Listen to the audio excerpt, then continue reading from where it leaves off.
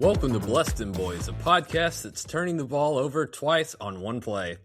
We're one Saints fan and one Cowboys fan, one fan of Who Dat and one fan of Dat Win. We're here to give weekly takes, game recaps, bad betting picks, game previews, and the occasional Seinfeld reference. This week, as we preview Week 15, we will be doing Immaculate Grid coaching matches. So in the spirit of that, our patron Saint/Cowboy of the Week is current Saints head coach, Kellen Moore.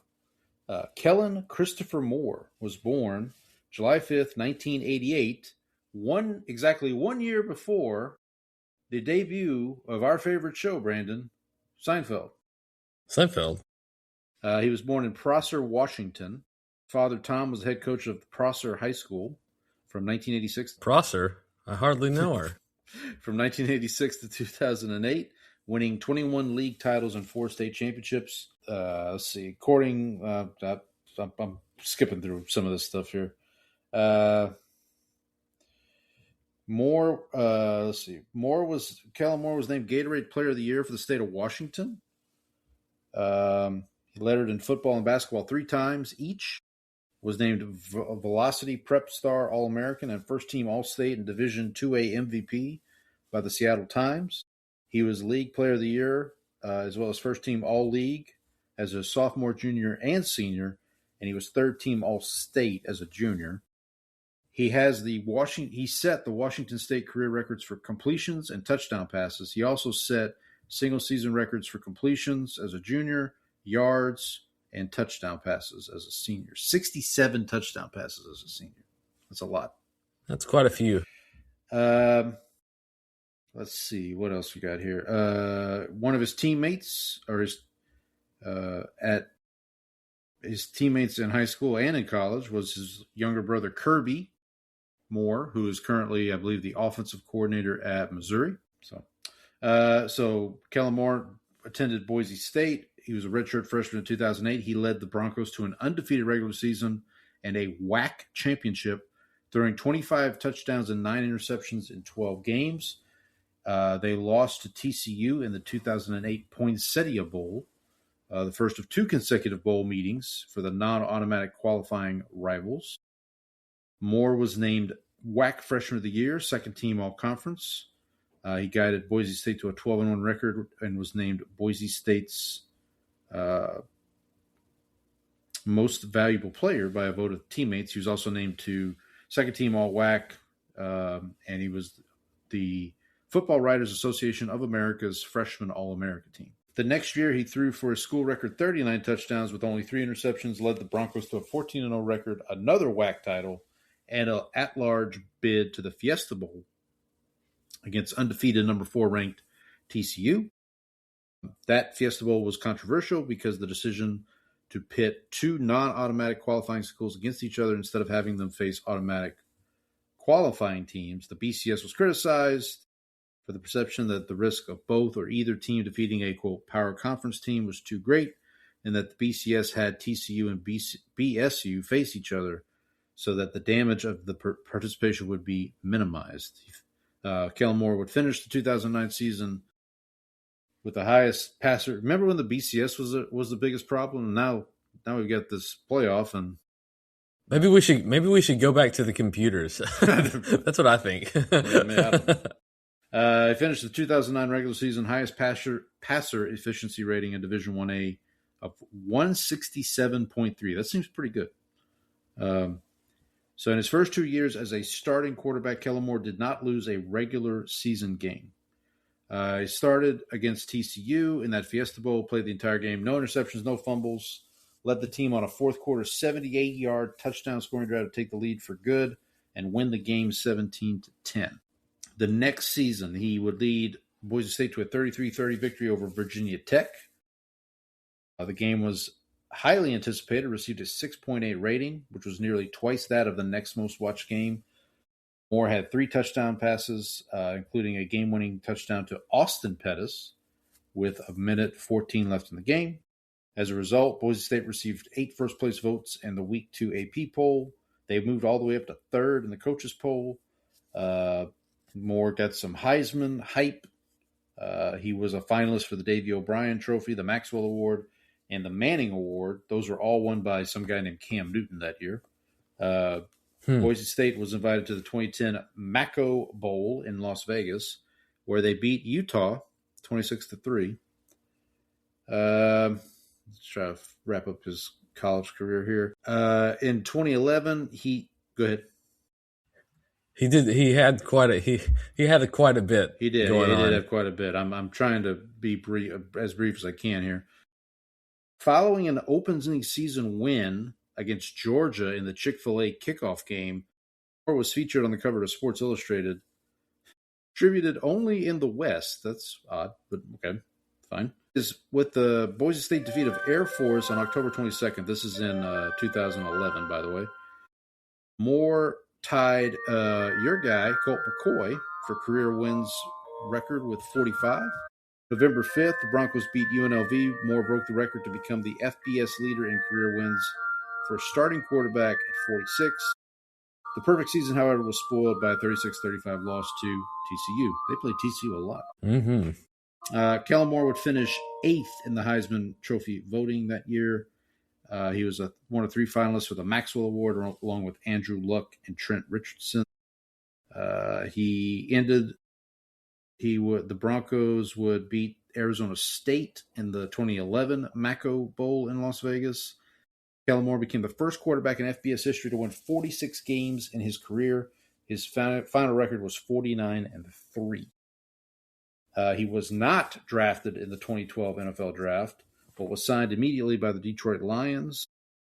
On February 21st of 2014, it was announced the Lions would not place a restricted free agent tender on Moore, allowing him to explore other options. March 6, 2015, the Lions signed Moore to a 2-year contract. September 5th of that year, he did not make the initial roster cuts, the 53-man roster. September 6th the following day, he was signed to the Dallas Cowboys practice squad, reuniting him with former Lions offensive coordinator Scott Linehan. Yep. After Tony Romo fractured his left collarbone, Kellen Moore was promoted to the active roster to serve as Brandon Whedon's backup. Sorry. What a sentence. That's a name I hadn't heard in a while. Moore was the team's backup. He throws he throws a really pretty spiral from what That's what I heard. Moore was the team's backup for 2 games until the Cowboys acquired another legend, Matt Castle. On November 10th, Moore was waived, re-signed 2 days later to the practice squad. Let me tell you, those were some dark days. Tell you what, buddy. After Romo, that was a rough season. After Romo suffered a second fracture of his collarbone on Thanksgiving loss to the Panthers, Kellen Moore was promoted again to the active roster to serve as Matt Castle's backup. During Romo's absence, the Cowboys tried relying on backup quarterbacks Whedon 0-3 and Castle 1-6. December 19th, Kellen Moore plays in his first regular season game against the New York Jets, replacing an ineffective Matt Castle. His second career pass was intercepted by Marcus Gilchrist. On the next drive, however, he throws his first career touchdown to Dez Bryant. He was intercepted 2 more times in the second half, including one in the end zone. And the Cowboys when the Cowboys had a chance to go ahead 17-9. The loss against the Jets officially eliminated the Cowboys from playoff contention, which led the organization to decide to use the last 2 regular season games to audition Moore. First career start came against the Buffalo Bills. He was 13-31 through a third quarter interception to A.J. Tarpley, and the Cowboys lost 16-6. His first home start was against the Washington Redskins. He threw for 435 yards, 3 touchdowns, and 2 interceptions in a 34-23 loss. He was the 5th quarterback in team history to throw for 400 or more yards in a single game, and also passed for the 6th most yards in team history in a single game. I forgot about that performance. 2016, Kellen Moore suffered a fractured fibula during training camp, was placed on IR. 2017, he re-signs with the Cowboys. He's released, re-signs 3 days later, released again, re-signs with the practice squad, and then finally in 2018, he retires, and he was the last left-handed quarterback in the NFL until Tua Tagovailoa. Michael Penix. No. Oh, that's right. Tua Tagovailoa. Tua. In 2020. I forget about Tua. All right. Well, we're getting to the end here, folks. I promise. In 2018, after retiring from the NFL, Kellen Moore becomes the Cowboys quarterbacks coach, replacing Wade Wilson. Not the murderer. Not the murder. Not Deadpool. Not the murderer. 2019. He's not the killer. In 2019, the Cowboys announced Kellen Moore has been promoted to offensive coordinator. Helps the Cowboys to a top-ranked unit in the NFL by total yardage. Following Jason Garrett's release as Cowboys head coach after 10 seasons, Fox NFL insider Jay Glazer reported that new coach Mike McCarthy had expressed interest to keep Kellen Moore on the coaching staff, which McCarthy did. 2021 Cowboys were a top-ranked offense by total yards and points scored. In 2023, the Cowboys and Moore, after a playoff exit, Cowboys and Moore mutually agreed to part ways. The next day, he's hired by the Los Angeles Chargers as their new offensive coordinator under third-year head coach Brandon Staley. Following a 5-12 season, Staley gets fired. Kellen Moore is not retained by Jim Harbaugh. And then finally, we're getting to the end here. In 2024, Kellen Moore's named offensive coordinator for the Eagles. We know what happens there. They win the Super Bowl. You said we know what happens there. You don't have to. Fair enough. And then a week after they win the Super Bowl, he is hired as the Saints head coach and is currently 3-11 after 14 games. And ironically, hires as his defensive coordinator Brandon Staley, who once hired him as offensive coordinator. All right. I'm Paul, the Saints fan. I'm Brandon, the Cowboys fan. We're your host, Izzy. Let them know what time it is. All righty. A few housekeeping items here. If you want to contact the show, you can do so via email, blessthemboys@gmail.com, blessdemboyz@gmail.com. We do have two emails from our good friend Donnie, so we'll get to that here in a little bit. Catch us on X, Twitter, whatever you want to call it, at bless_dem_boys. I'm at Paul Elliott _316. Brandon's at Ball from Grace. We are on Blue Sky, even if we don't check it. We're there in spirit. If you're checking us out right now on YouTube, thank you so much. Hit that like button while you're here. Hit that subscribe button too while you're at it. And then also you can check us out on Spotify and Apple. Leave a rating and review. Tell your friends. Tell your enemies. Tell the bots. Bots are still going strong. Still get a couple of them every once in a while. They're hanging around. We do have a lot of football to get into, of both the college and professional variety. But before we do that, we here at Bless Them Boys do pride ourselves on being able to discuss other things. All right, Brandon, what you get up to this week? Well, I think one of our cars died, so there is that. Okay, that's a good start. So actually, no, it's a bad start. No, the problem is that it won't start. So the starter is dead in it right now. So we are off to a bad start. So we're working on getting that fixed. So that's been fun. This Saturday we had my company's Christmas party. It was at the Hilton Americas downtown, across from George R.R. Brown Center. Okay. So they had it in one of the big ballrooms, and then so my wife and I we'll just get a hotel room because the company offers like kind of a discount for where we stay, and so we did that. So went to the party on Friday. It was good. Rudy Tomjanovich was there. Whoa. So that was pretty cool. Rudy T. Wow. Helping to draw some of the prize winners. I did not win any prizes this year, Paul. I hate to say. Did he say don't underestimate the heart of a champion? He did not.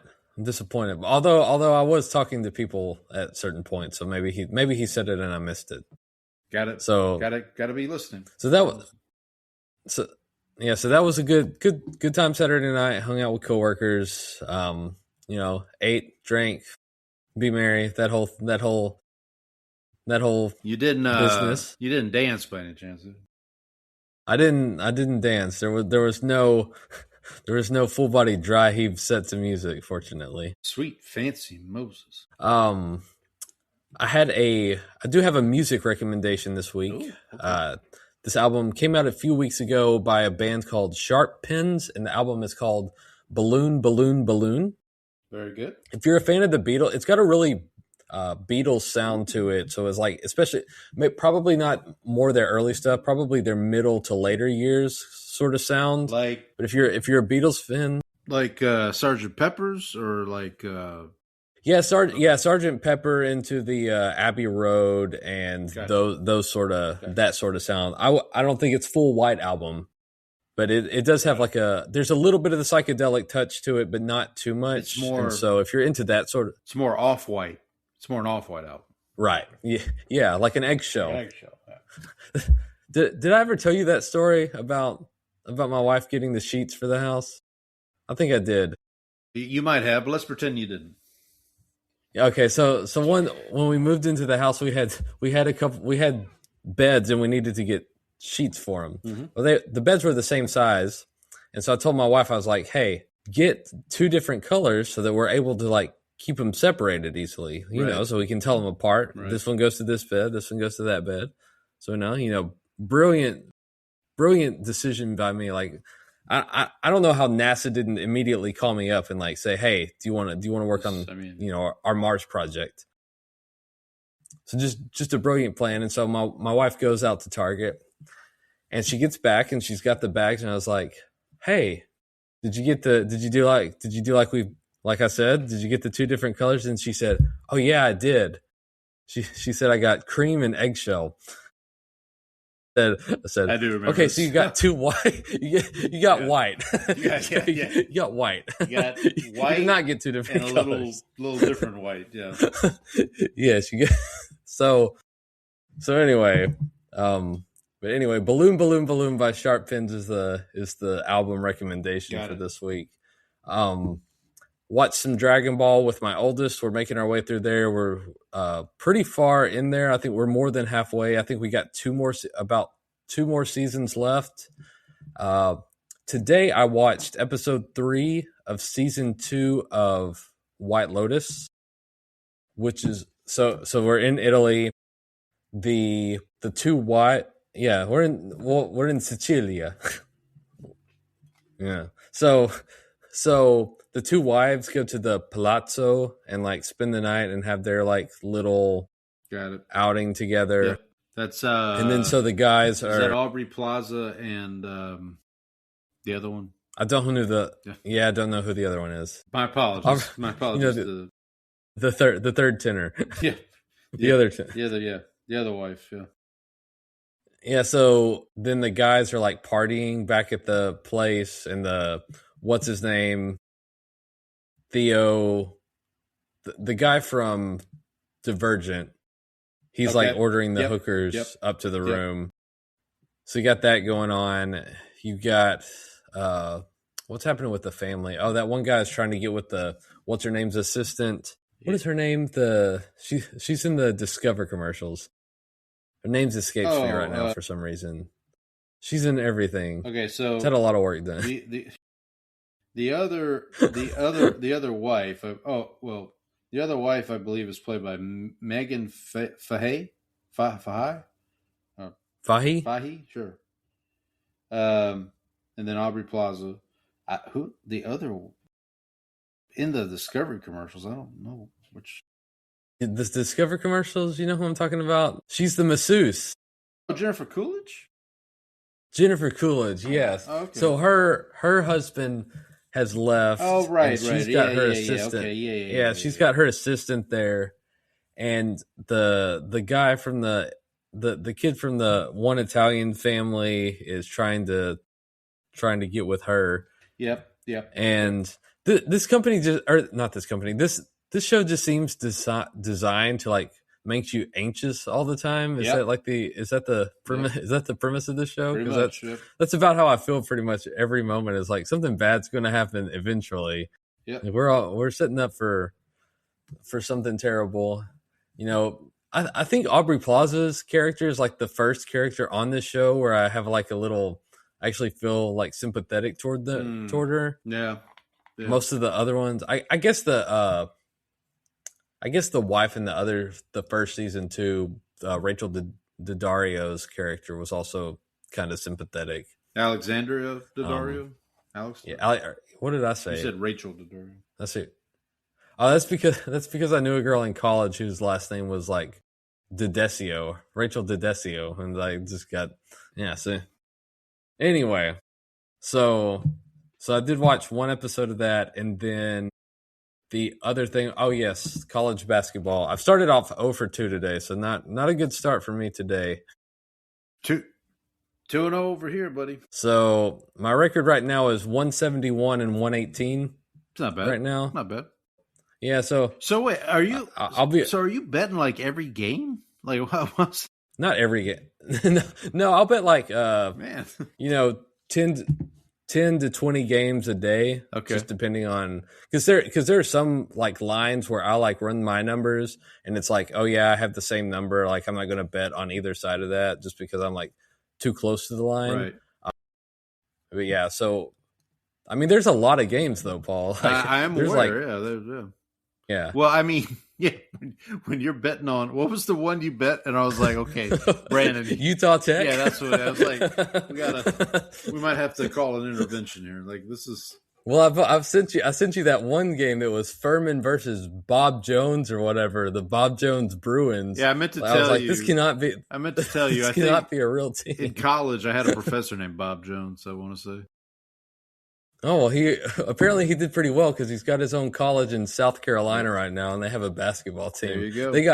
They got this. I think it was 105-57 was the final score in that game. So they had a tough time against Furman. You don't just stroll into FU and get a win. They gave them the FU. I'll tell you that much. So. That's what I got up to, Paul. What about you? So I mentioned that before we turned the mics on that I put a wager down on 2 games today: Bucknell versus Rider, and then St. Joseph's versus I forget who St. Joseph's was playing, but they both hit. So, and I also mentioned this to you for the folks who don't know. If you use Underdog, not a paid sponsor, but you know. I mean, we're open. We're available. The emails are open, Underdog. You can now at Underdog bet lines. You can bet overs and unders. You can bet spreads. But as I was telling Brandon before the show, I haven't found a way for you to parlay. I don't think you can do anything fancy. You basically could do like so. What I had to do was place the Bucknell bet, get that set, and then place the St. Joseph's bet. So, but yeah, so that's fun. Yeah, I'm up. I finally like calculated my like wins and losses on there on Fliff, and I'm up. So I've been betting 5,000 coins on every game. So I'm up like 140,000. It's not bad. Coins, not bad. Wish I was trying to figure out how to convert that to real money, but haven't managed to pull that off yet. Well, good luck, buddy. So the Criterion Challenge is coming to an end. I knocked 2 more films out this week. Only got 2 left. The 2 I watched this week. The first one was from the category of female filmmakers, and I watched a movie called The Virgin Suicides, which is directed by Sofia Coppola, the daughter of Francis Ford Coppola. This is a movie from 1999. This is kind of Kirsten Dunst's big break, or one of her first big roles. It's about these sisters. I believe they live in Michigan. And I didn't realize, I had heard of this movie and had heard how good it was. What I didn't realize was that the story is really told through the lens of these boys who live in the neighborhood as the sisters, same neighborhood as the sisters, and they kind of obsess over them. And they're telling the story of like what, so it's I think it's 4 or 5 girls, and they live in the house where their parents are kind of strict, kind of, like a very strict mother, strict father. The father is played by James Woods. I forget who plays the mother, but yeah. So it's good. I would if you haven't checked it out, give it a spin. It's funny you mention that because of two things. Because in the episode that I watched today of White Lotus, they talked about Francis Ford Coppola's The Godfather series, right? And then I was browsing Wirecutter on the New York Times had a Christmas kind of like a gift list idea. Okay. And there was something about the virgin suicides on there. Like there was actually there was a bit about there was something on there related to that. So connections today. Some connections, yeah.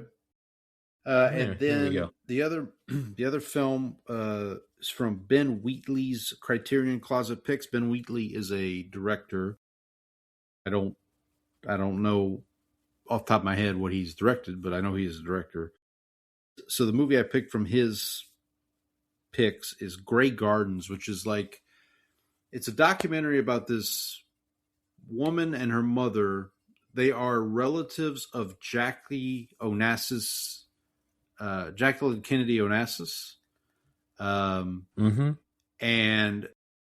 But they live in this home in this place called Grey Gardens. But it's a documentary, but there were several times watching this documentary, Brandon, where I thought it was a mockumentary, if that makes sense. Because some of the things they get up to, it's wait, are you serious? Is this? But I really, that's the best way I can describe it. They are again relatives of Jackie Onassis. And she had grace. Yes, she did. That's what I heard. Well, I can tell you what, these two ladies don't have as much of it. I'll tell you that. Well, you either have grace or you don't, Paul. You don't have a little bit of it, as we know. As we know, yes. As I am aware. I really don't know how else to describe it. It's just it's a documentary that almost feels like a mockumentary because they kind of follow them in their home and their day-to-day life. And the daughter, Edie is her name, is she's regretting things she couldn't do because she had to stick around to take care of her mom. And her mom is this former singer of some renown, so it's one of the, I think it's worth, I would check it out. I'm not in a hurry to rewatch it, but if you haven't checked it out, wouldn't hurt to check out for once. Paul, I want to give you a quick update. So I had a bet on Rhode Island. Okay. With the spread. Plus 2.5 against McNeese State, right? Against McNeese State. Lost by 2. Covered with the hook. There you go. The hook will bring you back. We love to see it. Love to see it. Unless, ask anybody who bet on Raiders Broncos about the hook. We'll talk. Ooh, that's a tough. We'll talk about that one later. So I'm with the year winding down. I try to catch up on a couple of 2025 releases that are now either that are on digital. So I wanted to mention first Train Dreams, which is a Netflix movie that was released on Netflix, I think right around Thanksgiving. Wonderful film, beautiful movie. Stars Joel Edgerton. He's a logger living in early 20th century in Oregon. And it's basically it's kind of like a Forrest Gump-like tale. It's you kind of follow him through his life and different things that happen to him. And there's a wonderful performance from William H. Macy in the movie as well.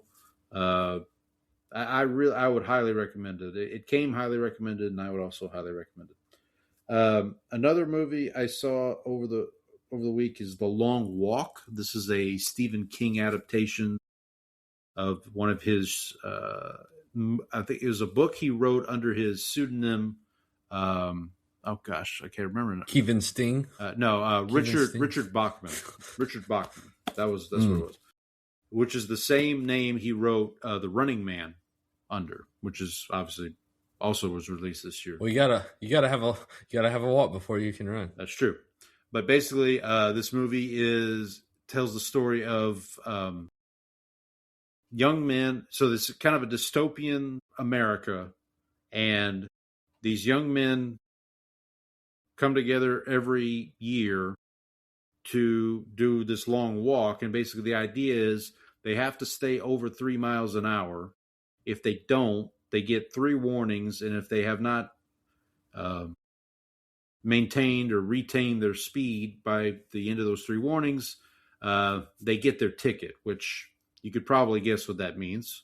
But I don't want to, I will say, like, the marketing, if I had gone to this movie like cold, didn't know anything about it, it may have made it a little more. I don't know if I'd have enjoyed it more, but I would have been interested to see how that went. But the 2 main performers, Cooper Hoffman, who is Philip Seymour Hoffman's son, and David Johnson, who folks might know from Alien Romulus, lights out. I mean, just fantastic. They were by far the best part of the movie. I really liked the movie. The ending is leaves a little bit to be desired, I'll say. I have not read the book. I heard that. Go ahead. I heard there were people who would there were theaters set up where you could try like treadmills, so you could try to walk the same pace and if the whole movie. And if you fell off the pace, I think they kicked you out or something. Oh, there we go. No, I'm serious. I think that's what it was. But I feel like that would be kind of a fun challenge. I feel like I would be up for that. And the movie's, I don't think it's 2 hours long. I think it's an hour. I want to say it's over an hour and a half, but it's not 2 hours, I don't think. Anyway, so the ending left a little bit to be desired. I don't want to talk too much about it because I don't want to spoil. For those that have read the book, the ending to the movie, from what I've learned, is different from the book, but the tone is kind of the same, if that makes sense. So I'll just leave it at that. Another one that I watched is Blue Moon. This is a more recent movie. It's directed by Richard Linklater, Houston native, who's directed such things as Boyhood, Before Sunrise, Before Sunset, Before Midnight. This is a movie starring Ethan Hawke as Lorenz Hart, who was a lyricist, a somewhat famous American lyricist. If you've heard the name Rodgers and Hammerstein, who wrote Oklahoma, which I know Brandon's one of your favorites. No, my mom my mom used to watch this all the time when we were kids, and I hated every minute of it. Well, Lorenz Hart might share that. So Lorenz Hart was Richard Rodgers' partner pre-Oscar Hammerstein. So originally Richard Rodgers asked Lorenz Hart to work on Oklahoma with him. Lorenz Hart turned it down. Rodgers works on it with Hammerstein. It becomes the biggest American musical of all time, or one of the biggest. And so the movie mostly takes place on the opening night of Oklahoma, and then Lorenz Hart leaves the opening night performance and goes into Sardi's, this bar in New York, where he kind of laments his life. It's kind of him looking back on things he's done. It's a wonderful performance from Ethan Hawke. The bartender is played by Bobby Cannavale. I don't know if you know who that is, but he is. You might recognize him if you saw him. But anyway, I would highly recommend this movie. It's another excellent movie. And then, did anyone ever go, stop, Hammerstein? No. Did not. What a missed opportunity that was. You're right. Absolutely right.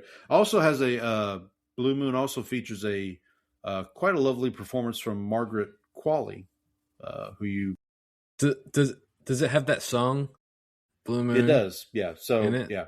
So okay.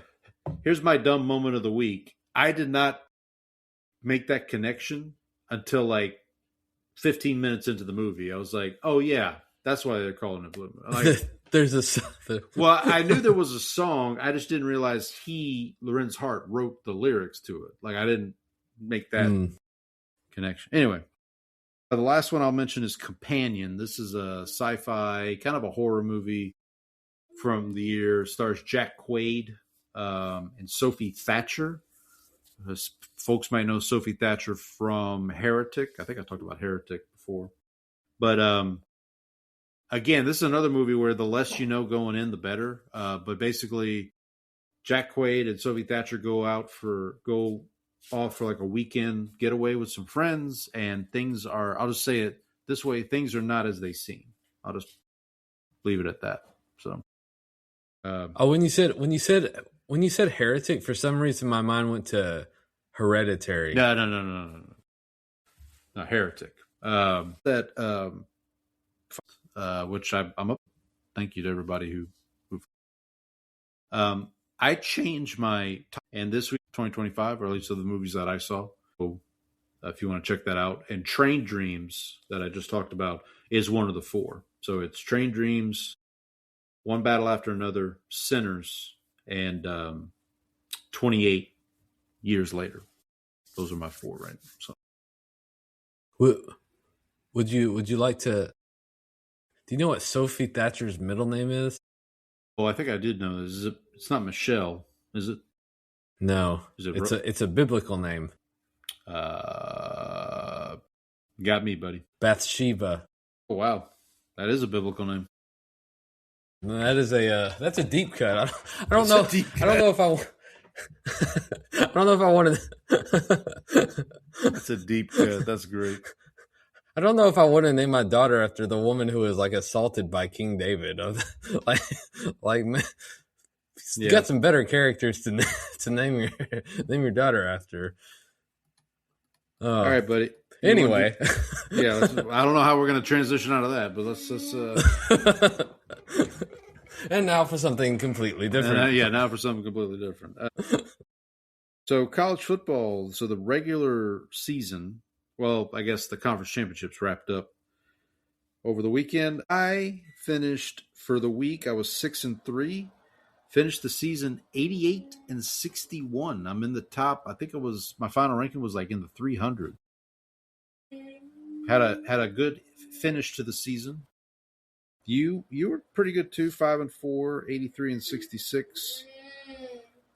I wonder how I would have done if I had just stuck with the picks that I made originally instead of trying to switch to catch you. Like, I do kind of wonder, like, if I had just tried to be my best instead of aiming just to catch you. Right. I wonder if I had been any better. Right. We do want to let the folks know. We put the tweet out last week. We do have a bowl pick'em on ESPN. A group started, so please come along and join us. Brandon and I are in the group. Donnie, our good friend Donnie, has made his selection, and we have another mystery contestant, but this time we have a name, or we at least have an idea. So shout out to MJ Man. Yeah, MJ. Do you think what happened?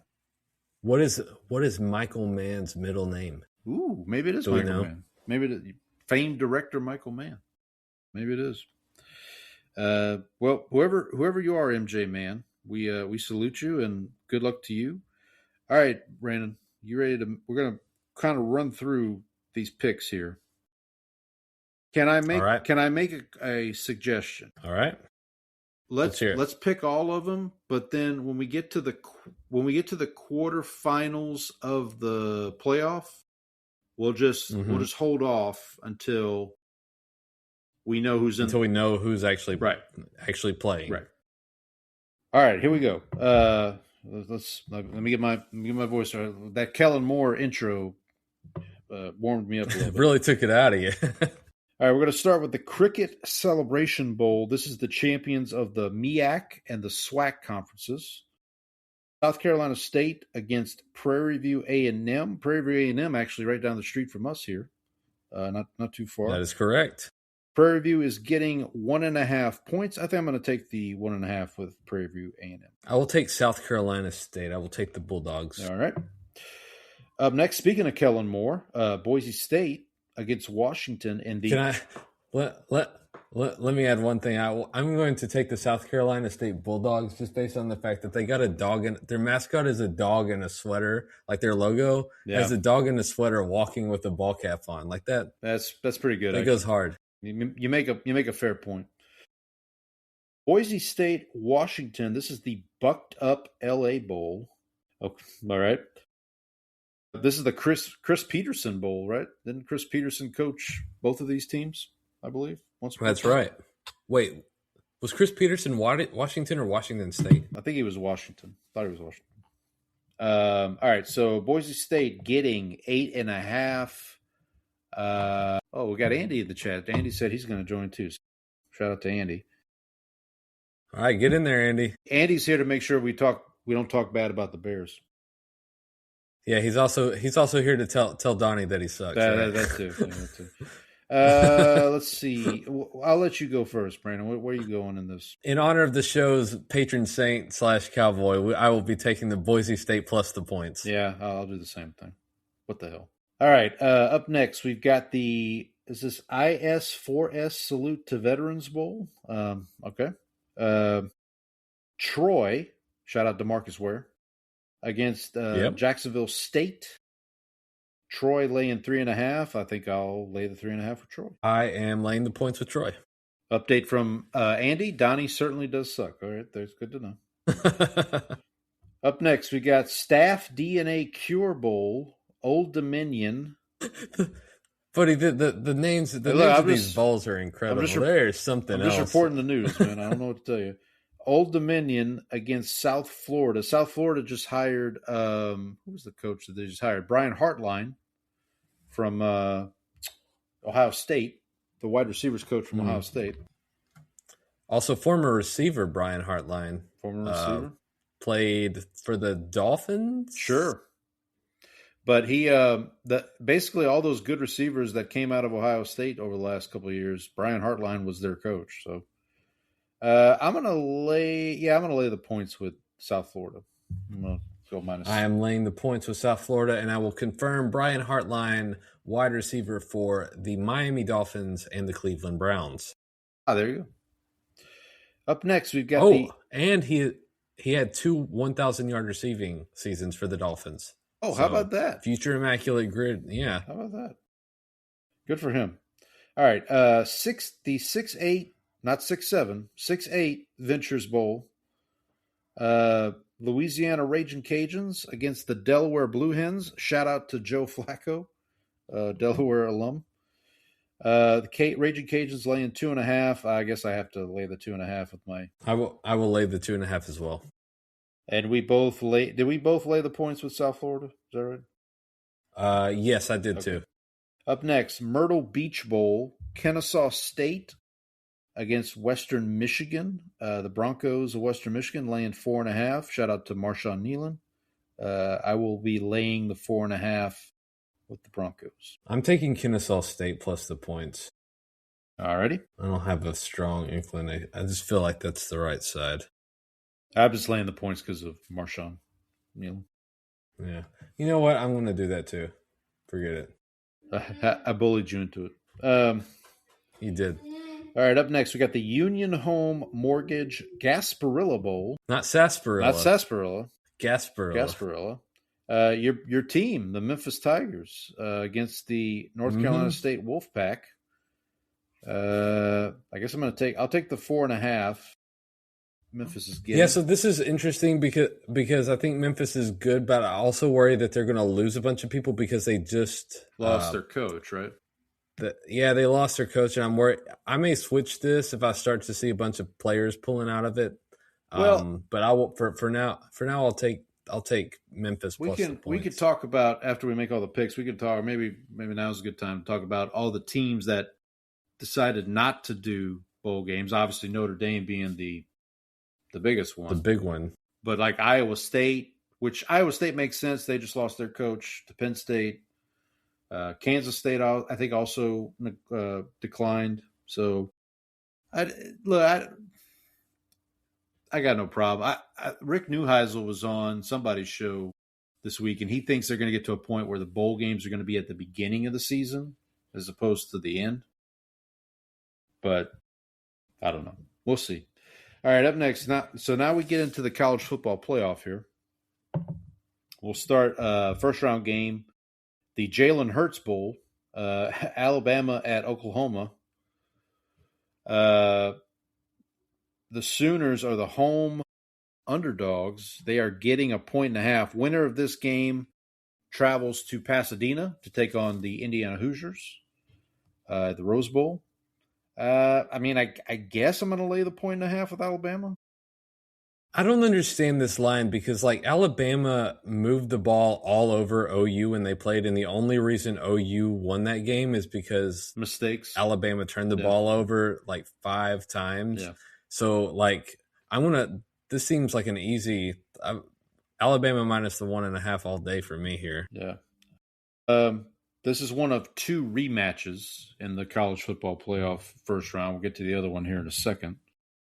Up next, we've got Miami traveling to College Station, take on the Aggies. Aggies are laying 3.5.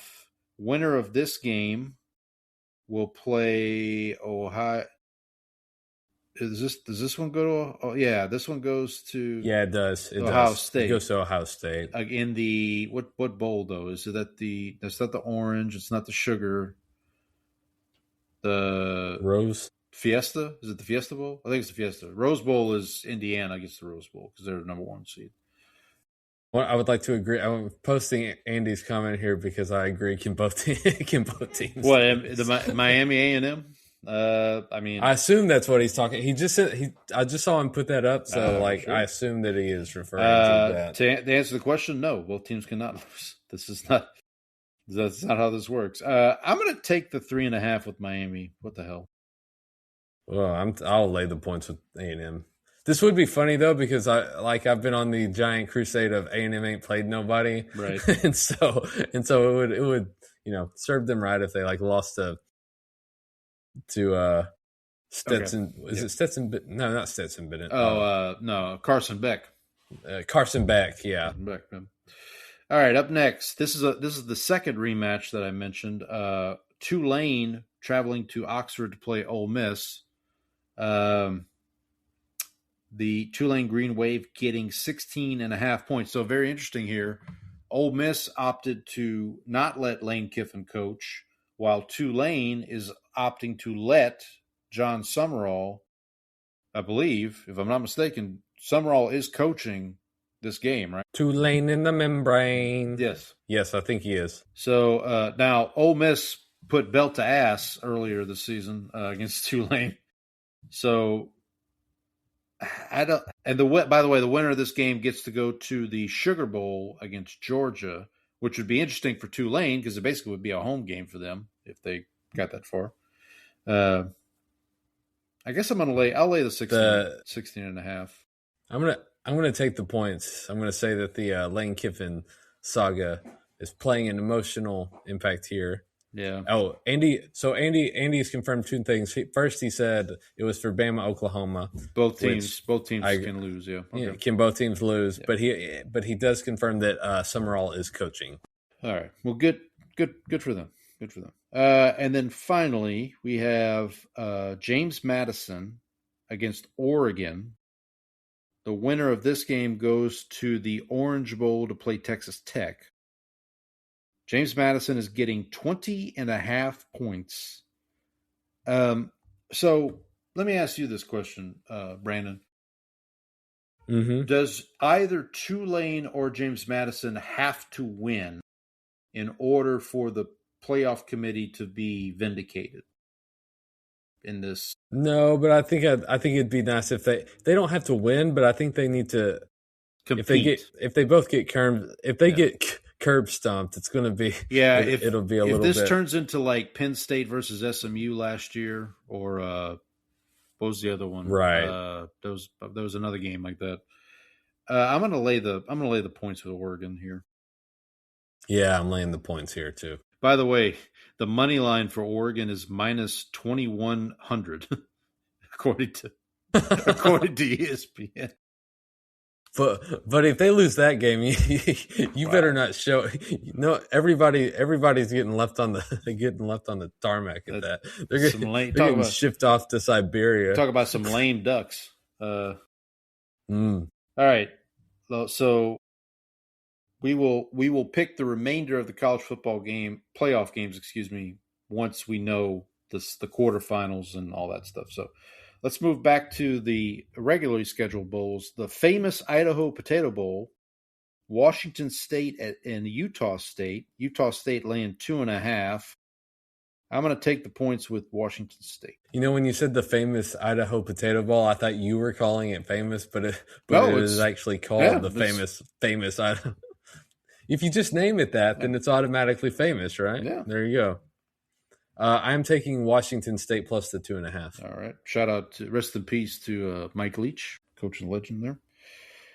Bush's Boca Raton Bowl, Toledo and Louisville. Louisville laying 8.5.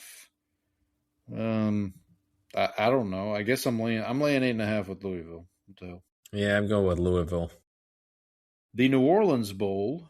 Western Kentucky and Southern Miss. Southern Miss is getting 3.5. I'll lay the 3.5 with Western Kentucky. They do have a great mascot. They do. That is. But I will. Sure. I'm going to take the Southern Miss Golden Eagles plus the 3.5. By the way, Andy confirming in the chat, Oregon did lose both of their coordinators. Not ideal. That is tough. Not ideal. All right, up next, we got the Scooters Coffee Frisco Bowl. There's actually a Scooters Coffee not too far from my house here in. I don't think I've ever been to a Scooters. Oh, I've never been to it. You've never been, but there's one in the vicinity. UNLV against Ohio, University of Ohio. UNLV laying 3.5. I'll lay the points with Dan Mullen and the Rebels. That's exactly my thoughts. Dan Mullen minus the 3.5. Up next, we got the Sheraton Hawaii Bowl, a game that Hawaii ends up in somehow every year, it seems, including this year. Something fishy going on here. Hawaii plays, this year they play the Cal Golden Bears, alma mater of Aaron Rodgers. I'm going to lay, Cal's laying 3.5. I'm going to lay the 3.5. I am going to take the Rainbow Warriors, Jaren Kiawe Sagapalutele, otherwise known as JKS. I will lay the points. God bless you. With Cal. God bless you. Yeah. All right, up next, we got the Game Above Sports Bowl. I mean, these names are it's getting ridiculous at this point. What's the game below the Sports Bowl? That would be Saints Titans here in a couple of weeks. The Toilet Bowl. Central Michigan against Northwestern. Northwestern laying 13.5. I don't know. I guess I'll lay the 13.5 with Northwestern. I'm going to take the Chippewas. Yeah. Up next, we got the Rate. Up next, we got the Rate Bowl. All right, now we're just getting lazy. Where is this? Hang on, I got to see where this game is. That's not even like a company. How can that even be? It's not like Rate Incorporated or the Good Rate. Okay, so this game does take place at Chase Field in Phoenix. So I'm guessing it's interest. Oh, I'm guessing it's that kind of rate. Interest rate. Interest rate. Yeah. Let's see if they can garner some interest here. New Mexico and Minnesota. The Golden Gophers are laying 3.5. Don't you know? My apologies for my poor Minnesota accent. I'm gonna lay the 3.5. Don't you know? I'm gonna lay the 3.5. Andy would know. Andy would be a good judge of our Midwestern accents. So be kind, Andy. I'm gonna take the Lobos. I'm gonna take the points, 3.5. That's a little too far north. So yeah, you went a little too far. All right, up next we got the Serve Pro First Responder Bowl. I do know Serve Pro because when I worked for a payroll company and we had different clients, and one of the clients that we had was the Serve Pro franchise in San Marcos, I think. Okay. So there we go. There you go. Florida International against UTSA. This game is going to be played, it looks like, at SMU Stadium, the Gerald J. Ford Stadium in Dallas, Texas. UTSA laying 9.5. I'm going to take the points with Florida International. I'm going to lay the points with UTSA. Andy says that that rate is a mortgage company, which I guess makes sense. And they have the naming rights for the White Sox Stadium. And Andy is a loyal supporter of the White Sox, so he would know. Andy, oh, that's rough. And Andy's our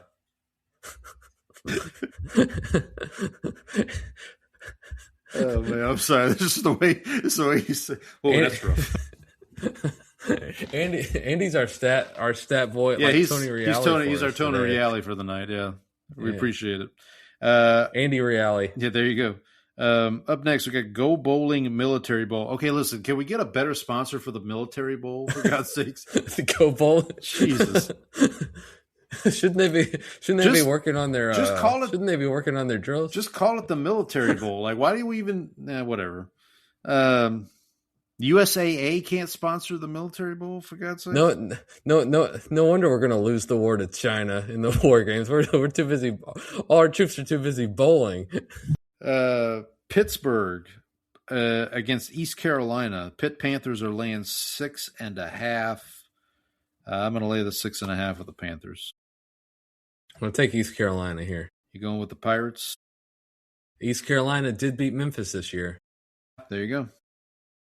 All right, here's an interesting combination of games. Here we have the Bad Boy Mowers. Here it is.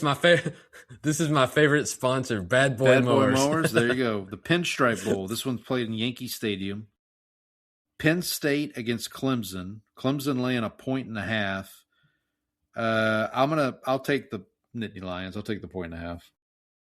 I will take the 1.5 with the Nittany Lions. And then that's followed closely by the Wasabi Fenway Bowl. That sounds like something you could get at Panda Express or something.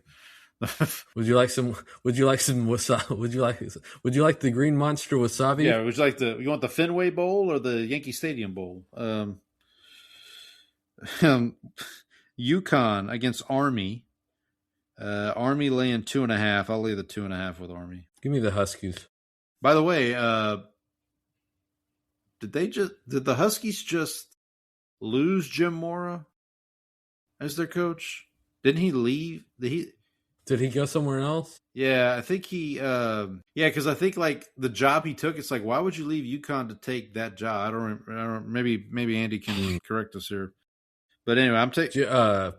Andy did say Penn State Clemson was the preseason national championship game. It was. I did see that. It was. Yeah, it was. That was a popular matchup. Here's a popular bowl, the Pop-Tarts Bowl. Georgia Tech against BYU. BYU laying 3.5 points. I'll lay the 3.5 with the Cougars. By the way, shout out to Texas Tech's media team. I don't know if you saw this. The day after they won the Big 12 title, they tweeted out soaking it all in. And somebody, I forget who it was, replied and said, "Do they know what they just did? I think they know what they just did." Do you know the term soaking and how it relates to BYU? Is that yeah, okay. Is this like soaking from the jury duty? Thing? Yeah, I think they do talk about it. Is that the same sort of soaking? Yes, yeah. Oh, by the way, Mora to Colorado State. That's what it was. It was the Colorado State. It's like, why would you leave UConn to go whatever? He wants a half step up. He wants to face Dion every year. He wants to face Dion. There you go. Well, as long as as long as Dion's there, which may not be much longer. All right, up next we got the Snoop Dogg Arizona Bowl. That sounds like a strain of weed he would sell. Why is it? Why is this not in? Why is this not in? Like, I don't know. We're somewhere that's famous for in Los Angeles or something. Yeah. Miami, Ohio takes on Fresno State. Fresno State laying 3.5. I guess I'll lay the 3.5 with Fresno State. No one from Fresno State ever disappointed me.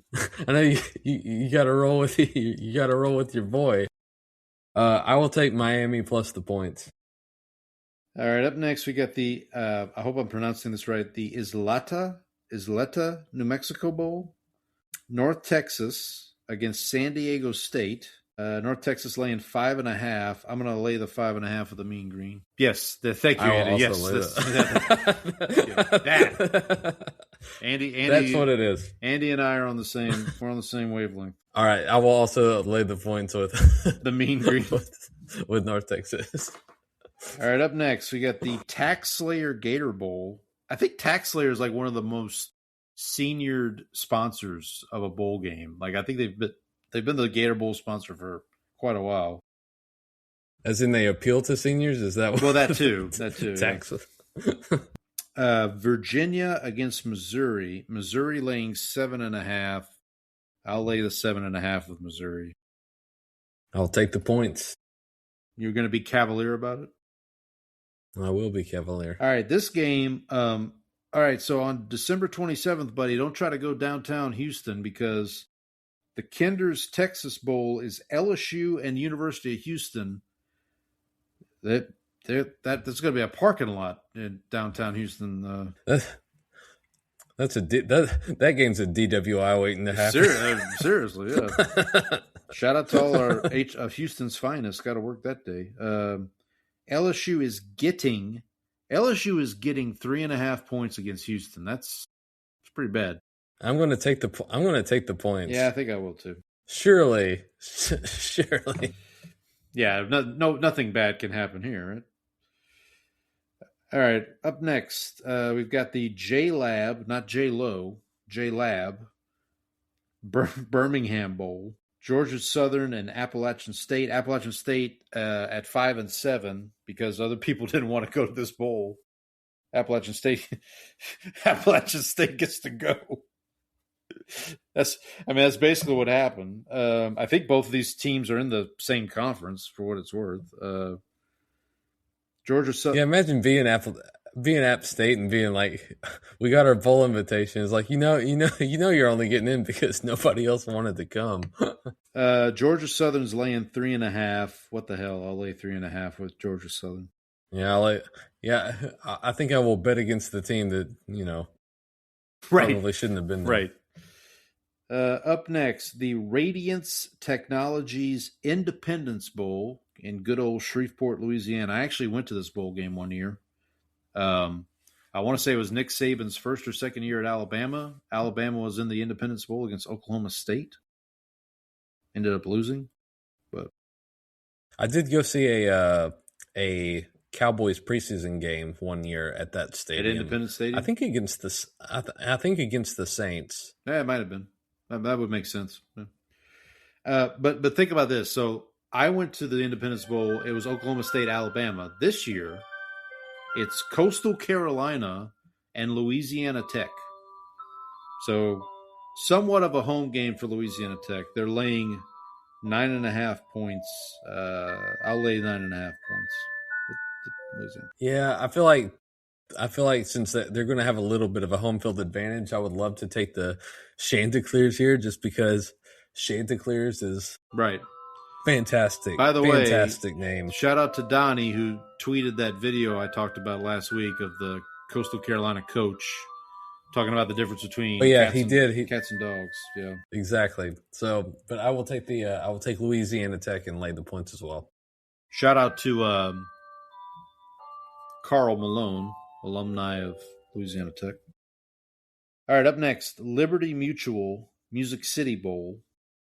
The Tennessee Volunteers and the Illinois Fighting Illini. This will be kind of a home game for Tennessee because it's in Nashville. Tennessee laying 6.5. I'm going to take the team. Yeah, I'm going to take the team in orange. There you go.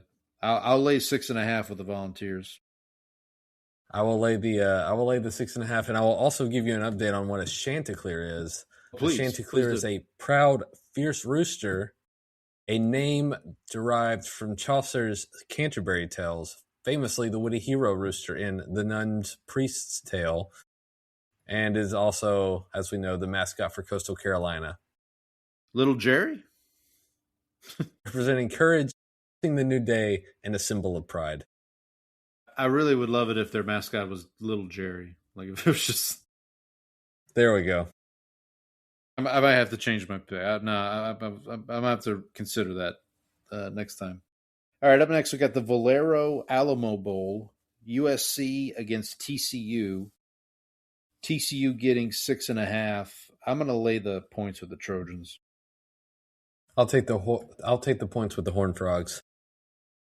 Very good. Up next, the ReliaQuest Bowl. This game is played at the Buccaneers Stadium in Tampa. Kind of a we got two teams in black and yellow. Well, I was going to say, and two teams that are associated with me. That is Iowa and Vanderbilt. So my wife's family are all Hawkeye fans, and I work for Vanderbilt. So so it's kind of a tough one for me. Iowa getting 4.5. I'm gonna take the 4.5 with Iowa. Vanderbilt could be fielding the Heisman Trophy winner, Diego Pavia, in this game. Although it's probably going to be Mendoza, I would imagine. After it feels like we didn't have a good Heisman season. This year. The four finalists were Mendoza, Pavia, Jeremiah Love from Notre Dame, and I don't even remember who the fourth one is. Yeah, it just like last year we had two guys who any other year both would have won the award. Right. If Ginty was having the season that he had any other year compared to like what Travis Hunter did, Ginty wins it easily. But since he was going against the guy who played every snap on both sides of the ball, he didn't end up winning.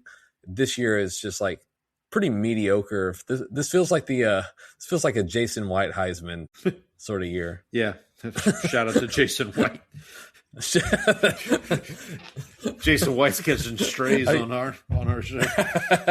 How you like that name? How you like that pool? Yeah. Leave it to the Texas. I'm gonna leave it to the UT alum to pull out an Oklahoma Heisman Trophy winner from years gone by. I will lay the points with Vanderbilt. Going with the Commodores, okay. All right, up next we got the Tony the Tiger Sun Bowl. Arizona State Sun Devils against the Duke Blue Devils.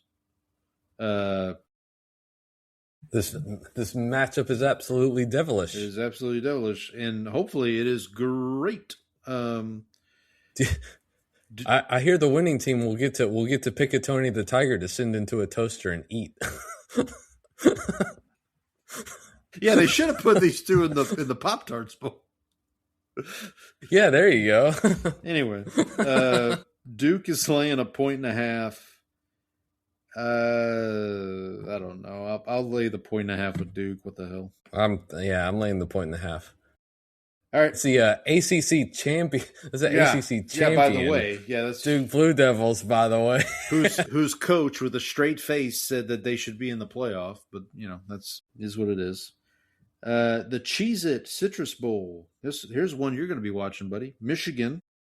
I woke up feeling cheesy, coach. There you go. Michigan against your Longhorns.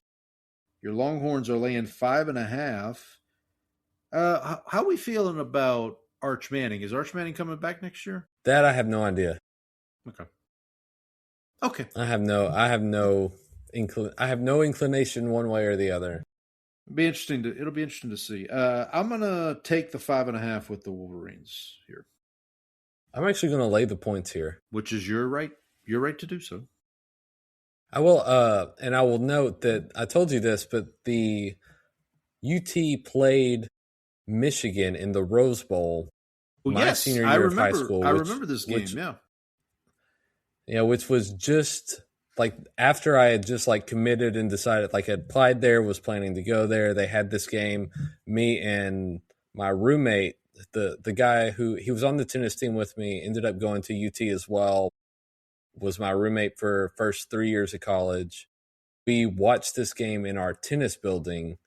And then, of course, the next year was, 2005, my freshman year of college, and UT ended up going on to beat USC in the national championship game. Of course. That year. Yeah, that. So hopefully this is there you go. Yeah, a sign of things to come. This could be an omen for what's to come next year. They do, that year where they won the national championship, they also played Ohio State and beat them in like the second game of the season. And I believe next year they also play Ohio State again. There you go. So, all right. Up next, we've got the SRS Distribution Las Vegas Bowl. Nebraska and Utah, the two Utes. The Utes are laying 2 touchdowns, 14.5 points here. I'm going to lay the points with the Utes. Yeah, I will also lay the points. All right, we're going to skip over the 4 quarterfinal games. We will come back to that next week it'll be, hang on. Eventually. We'll come back to it. Ooh, yeah, we may, yeah, that might get sticky. All right, but we'll skip them for now. Moving on to the Lockheed Martin Armed Forces Bowl. See, that sponsor seems a little more, Lockheed Martin seems a little more. Lockheed Martin, yeah, there you go. Rice against Texas State. Rice, another 5-7 team. They got a bowl bid here. Rice is getting 9.5 points. I'm going to lay the 9.5 with the Bobcats. I ain't betting on food. I will lay the points. Up next, the AutoZone Liberty Bowl, and appropriately, Navy is in the Liberty Bowl against Cincinnati. Navy is getting 1.5 points. I'm going to take the 1.5 points with the midshipmen. This game takes place in Memphis, Tennessee. It does. A place that Navy is familiar with, being that they play Memphis annually. There you go. I will also take Navy plus the 1.5. All right, and then we got the Duke's Mayo Bowl, Wake Forest and Mississippi State. Mississippi State, another 5-7 team that got a bowl bid here. Wake Forest, but they're favored. They're the favorite in this game. I can't explain it. What does that tell you about what does that tell you about the ACC? Mississippi State laying 2.5 points. I'm going to take the 2.5 points with the Demon Deacons, if for no other reason.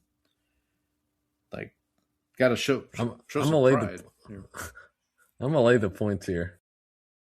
All right. And then last for us, for now, the Trust and Will Holiday Bowl. I don't know who Trust and Will are, but. I know. Is that like Will? Is Trust the person that Will found after he left Grace? Maybe. That could be it. That could be what it is. Arizona against SMU. Arizona laying 1.5 points. I will lay the 1.5 with the Wildcats. I feel like every time I've watched SMU, they're doing something stupid. Like every time I turn them on, it's like so based on that, this is very scientific. I will lay the 1.5 with Arizona. All right, so we have made 39 of our 46 picks. So we will come back to the quarterfinals for the college football playoff, and then subsequently the semifinal and the championship later. But yes, please, we hope you guys can join us. I know Andy said he's going to fill out his bracket there, or his entry. So please come and join in on the fun. Fade Dem Boyz, as it were. Although Fade Dem Boyz, that hasn't worked in college. We've actually been good in college. It's the NFL where we've struggled. That is true. Speaking of the NFL and where we struggle, let's move on to the NFL. Before we move on to the games, a quick recap of our bad picks from last week. Our preseason picks, I was even Steven for the week, 7-7, 122-86 for the season. You, kind sir, were 5-9 for the week. Rough week for me. Rough week for you. You're still 2 games better than me. You're 124-83. I have 5 teams correctly predicted so far this season: Falcons, Bucks, Texans, Lions, and Vikings.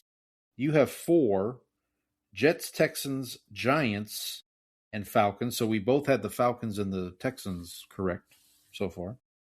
Yes. So, and I will point out that that I had 5 last week, and then my week was just so bad that I ended up losing. Losing one.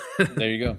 So, okay, against the spread, I was 5-9 for the week, 84 and 124 for the season, and an 8-6, 97 and 111 for the season. Our friend in the chat here, leading the way, 103 and 104. He was 7-7, right? Yeah, 7-7. Yep. And then he was Seagram's and right 7 up in Seagram's. Yeah. And then Andy's nemesis, it appears, Donnie, was also 7-7 for the week. He's 102 and 105. So it looks like, so he's a game behind Andy in the spread. Confidence, I was 8-6 for the week, 83 points, 120 and 87 for the season with 1,040 points.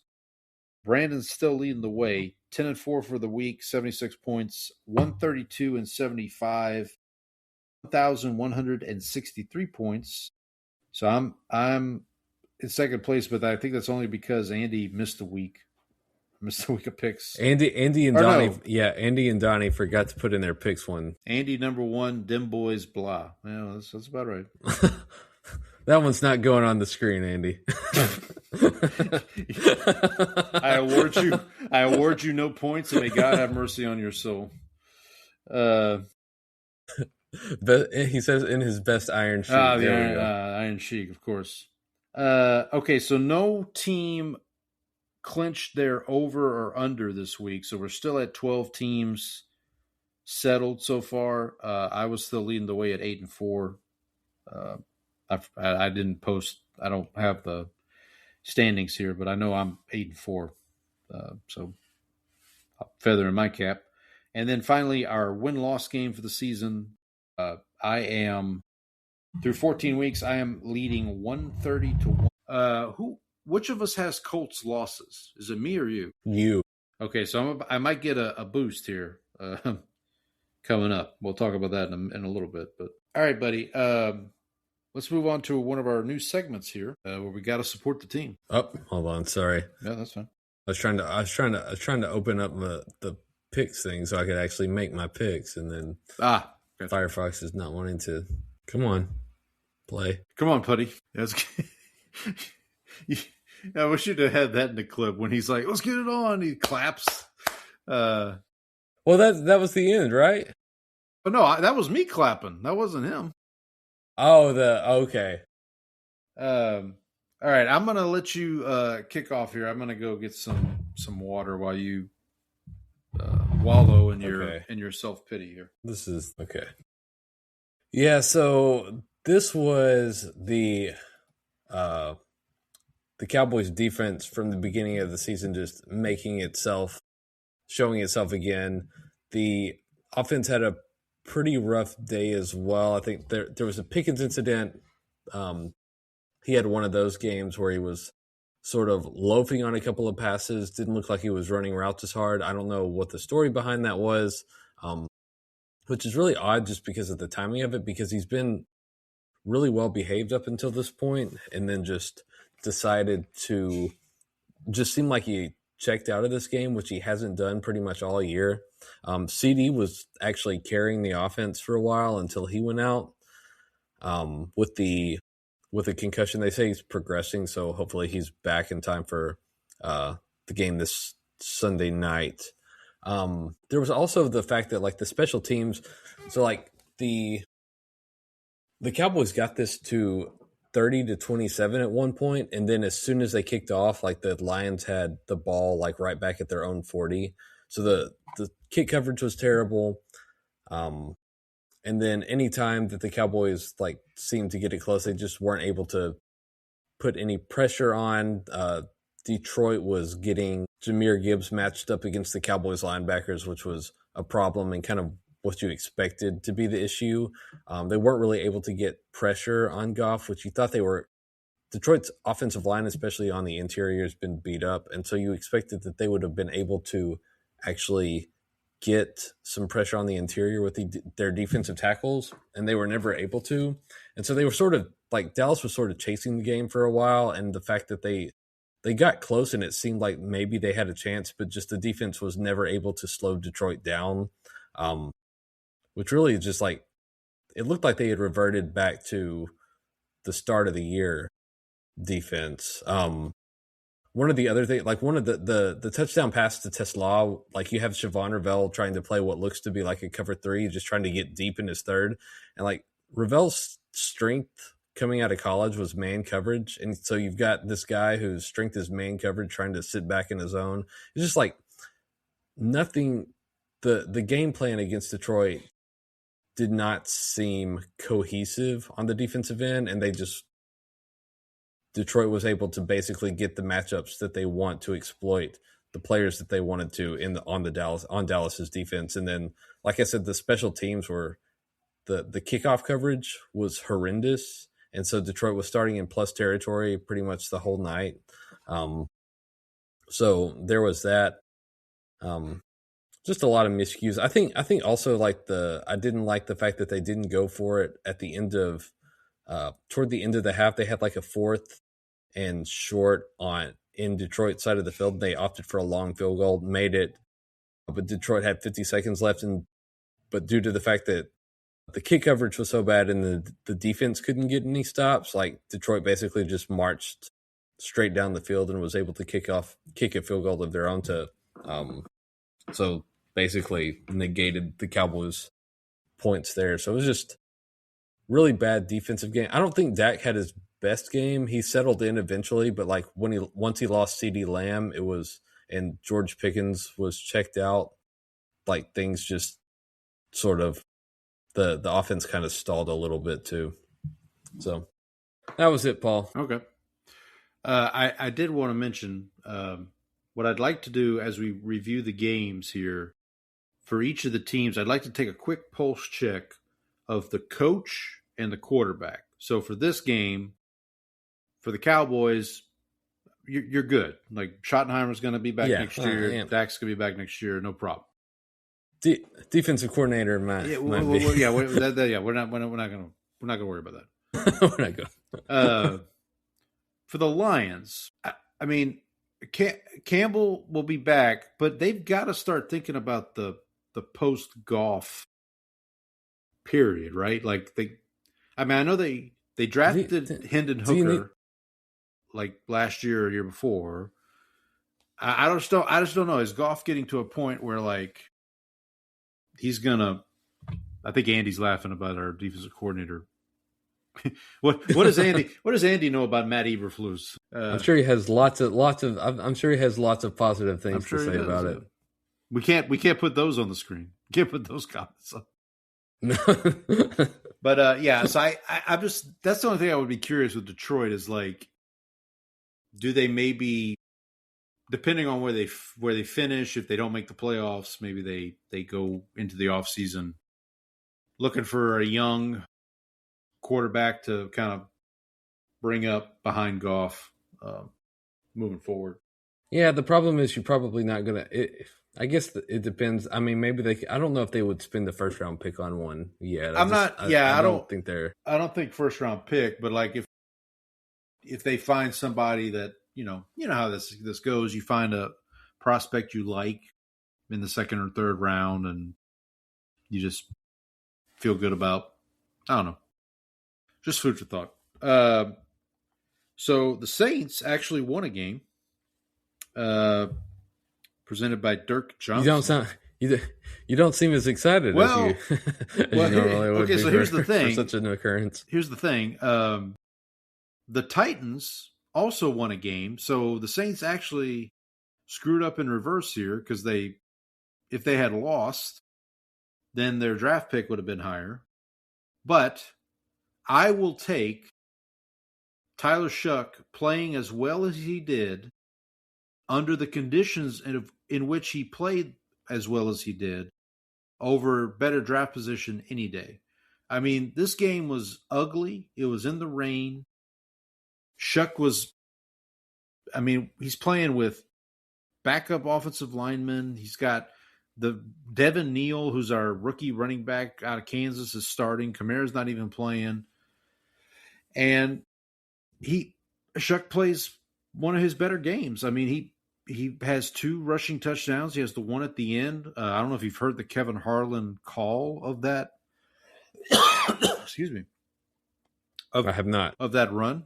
You should check it out. I mean, Kevin Harlan, first of all, is one of the best in the business, like, anyway. But yeah, I mean, it was really something to watch him, to watch Shough play well. In fact, there was a video I saw Monday morning. There was a throw he made to the far sideline. So he's on the left hash.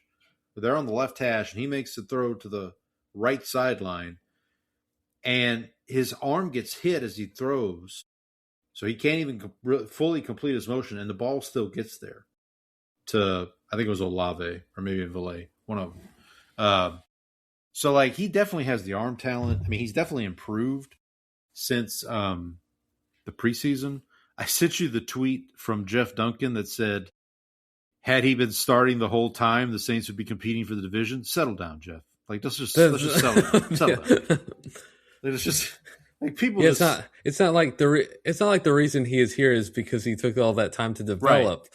Jeff, like, I didn't realize. Yes, he would have played exactly like this the entire time. I thought Skip Bayless had some bad tweets, which he does, but I mean that's let's just settle down. It's more surprising. It's more surprising when Skip Bayless has a good tweet. He had some whoppers last night during the Monday night game. I sent you a couple via text. Yep. But okay, so overall, the other thing I'll mention, the Saints defense last couple of weeks has been playing really well under Brandon Staley. Another improved unit. Chase Young is like, I'm not saying he's like, oh, there's second overall pick Chase Young. That's who we expected when he came out of college. But he's proven to be a formidable defensive end. And if they can get one of these big edge rushers coming out of college, like the kid from Ohio State, Reese, or Ruben Bain from Miami, to pair with Chase Young next year, then we might be cooking. Might be cooking with some gas. The last thing I'll say about Shough is I think at this point he's at least earned the opportunity to build around him, if that makes sense. I think Shough is the quarterback for the Saints in 2026. And I say that carefully. Put some pieces around him. Let's see what happens in 2026. And then you go from there. Kellen Moore still as a head coach leaves a little bit to be desired for me. Like you don't say. I mean, he just I don't know, man. It's I mean, I just see like I see coaches like and I think this would be a good question for our friend Trang. Mike McDonald in Seattle. I don't remember him last year being a very boisterous or vocal leader, but everybody knew he was a good defensive coordinator. He was a good defensive play caller. This year, it seems like he's become more comfortable in his head coaching skin, as it were. So maybe that's the path Kellen Moore is going to go down. Hopefully, I don't know. But what I'll say, just a quick pulse check. Like I said, I think Shough's good for 2026. I think Kellen Moore is too, but like every once in a while, there's a couple teams like this where it's like, I think their coach is going to be there next year, but I'm curious if a different coach was available and was interested, would they take the chance? Would they take the phone call, basically? I'm not saying the Saints are going to do that. The Saints are pretty low. I mean, hell, the Saints kept Dennis Allen for freaking. Well, Mickey Loomis is still Mickey Loomis. Well, that's a whole other problem. But yeah, you make a fine point. With Tampa, this Tampa season, they're now 1-4 since their bye week. Like we were talking about Tampa Bay being the number 1 seed in the NFC at one point, and now it's like they're not even going to win the division. It looks like Carolina's possibly going to catch them.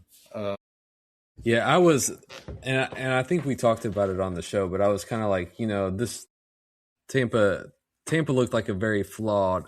I mean, the one seed seemed like a little bit pie in the sky, just based on they were winning a lot of close games, and then they were continuing to like suffer injuries that have just like It was that game against the Rams for me when they played the Rams and got boat race. It's like, okay, well, you're not. This is not. Yeah, you ain't. Yeah. But what I'll say for next year is Tampa might be in this situation too, where like, what is their ceiling with Todd Bowles as head coach? I don't know if it's, and I'll tell you this, I think we may have talked about this on the show before. I bet you if you asked the Tampa Bay GM, I'm curious to know if you asked the Tampa Bay GM, he probably wanted Liam Cohen to be the head coach at some point. The next coach. And then obviously Cohen does what he does and goes to Jacksonville. But I bet you if they could do it over, they'd be like, Todd, thanks for your service, but we're going to get out. Yeah. Get out. Yeah. Yeah, exactly. So I'm curious to see how this. So the Saints actually can play spoiler again this week because they host Carolina, and they've already beaten Carolina. So very interesting. The Saints' 3 wins. 2 of their 3 wins are road divisional wins against Carolina and against Tampa. So food for thought there. All right, let's move on to our next segment. Really, really great. Fall, you kick this one off.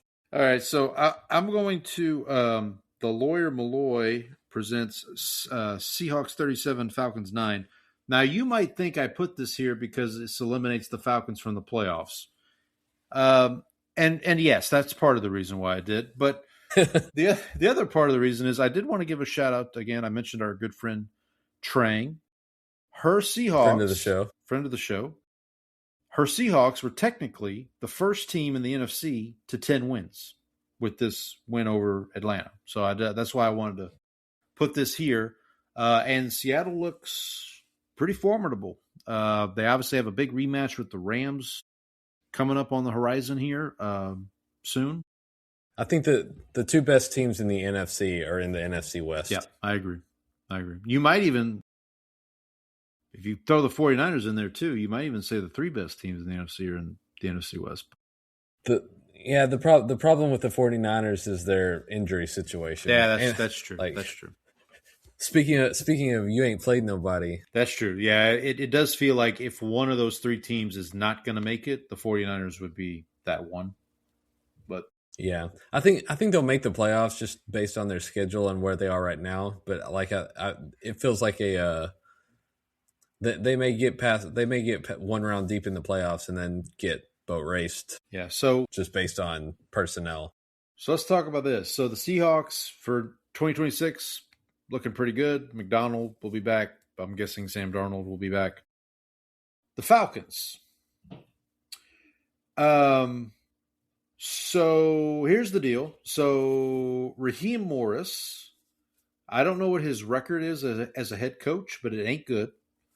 Don't know what. Yes, Andy, the NFC North is pretty good. I will give Andy that. We're getting there, Andy. We're getting there. Don't. We're not dismissing. We're not being dismissive. Do you want me to tell you that the best team in the NFC is the Packers? Because I'm not going to say that. No, I know Andy doesn't want you to tell him that. I can guarantee Andy doesn't want you to tell him that. So the Falcons now are, what's their record? 4-9, I think. Sure. Yeah, it's not good. Whatever it is, it's not good. Their first round draft pick next year belongs to the Rams. So it's very possible that the Rams end up with Fernando Mendoza because the Falcons finish, which would be just the most absurd thing. The Rams making like the NFC Championship or the Super Bowl and then ending up with one of the best quarterbacks coming out of college to back up Stafford would be preposterous, but it could happen. I don't know how the Falcons they'll just blow this up going into the offseason because they have. I did hear there was the the Athletic Football Show takes voicemails from fans who want to like complain about their team. Okay. And so they had a Falcons one this week, and he was basically just like, why don't we blow it up? And it's like they talked about how the Falcons basically try to just quick fix everything. Like last year, the defense was the problem. It's like, hey, let's spend all our resources on like trying to draft 2 pass rushers in the first round this year. And so like you're fixing one thing, but like you're not building for the long term. You're not sort of like fixing the infrastructure. You're just trying to like that's how they got into the situation with Kirk Cousins and Michael Penix, is that they like try to solve one problem and it's like, oh, also this is here. Like, why don't we try to? So there's no sort of like cohesive plan in place. There's no long term thinking. So like, what is the point? Like at this point, like I don't understand. Like, what is there that you feel good about moving forward outside of like a couple of guys? Like, is the quarterback really someone you want to build a franchise around? They've added, a couple of pass rushers like they did in the draft this year. They have who's their cornerback? Who's AJ Terrell? AJ Terrell, no. Yeah. So they've got like bits and pieces, but like I don't see where this is going and how you can like talk yourself into how this gets to a Super Bowl caliber team here without some sort of reset. Here's the last thing I'll say, and I don't know if this is a hot take. To me, the only difference between this Falcons team this year and, say, the Saints team of like 2 years ago with Derek Carr as their quarterback is this Falcons roster outside of the quarterback is far superior. Like the Saints didn't have Bijan Robinson and Drake London and Kyle Pitts and like, those. Kamara was already kind of on the back end of his career at that point. So my point is that I think they could turn this around relatively quickly. But to your point, they gotta like quit trying to piecemeal fix things and just get. Let's stop slapping duct tape all over on the roster and calling it fixed. Yep, I agree.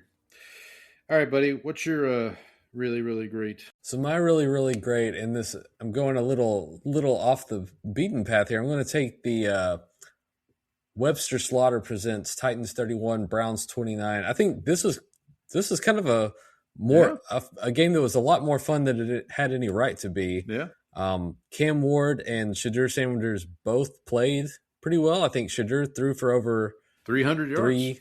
300 yards. Yeah. So he had a good game.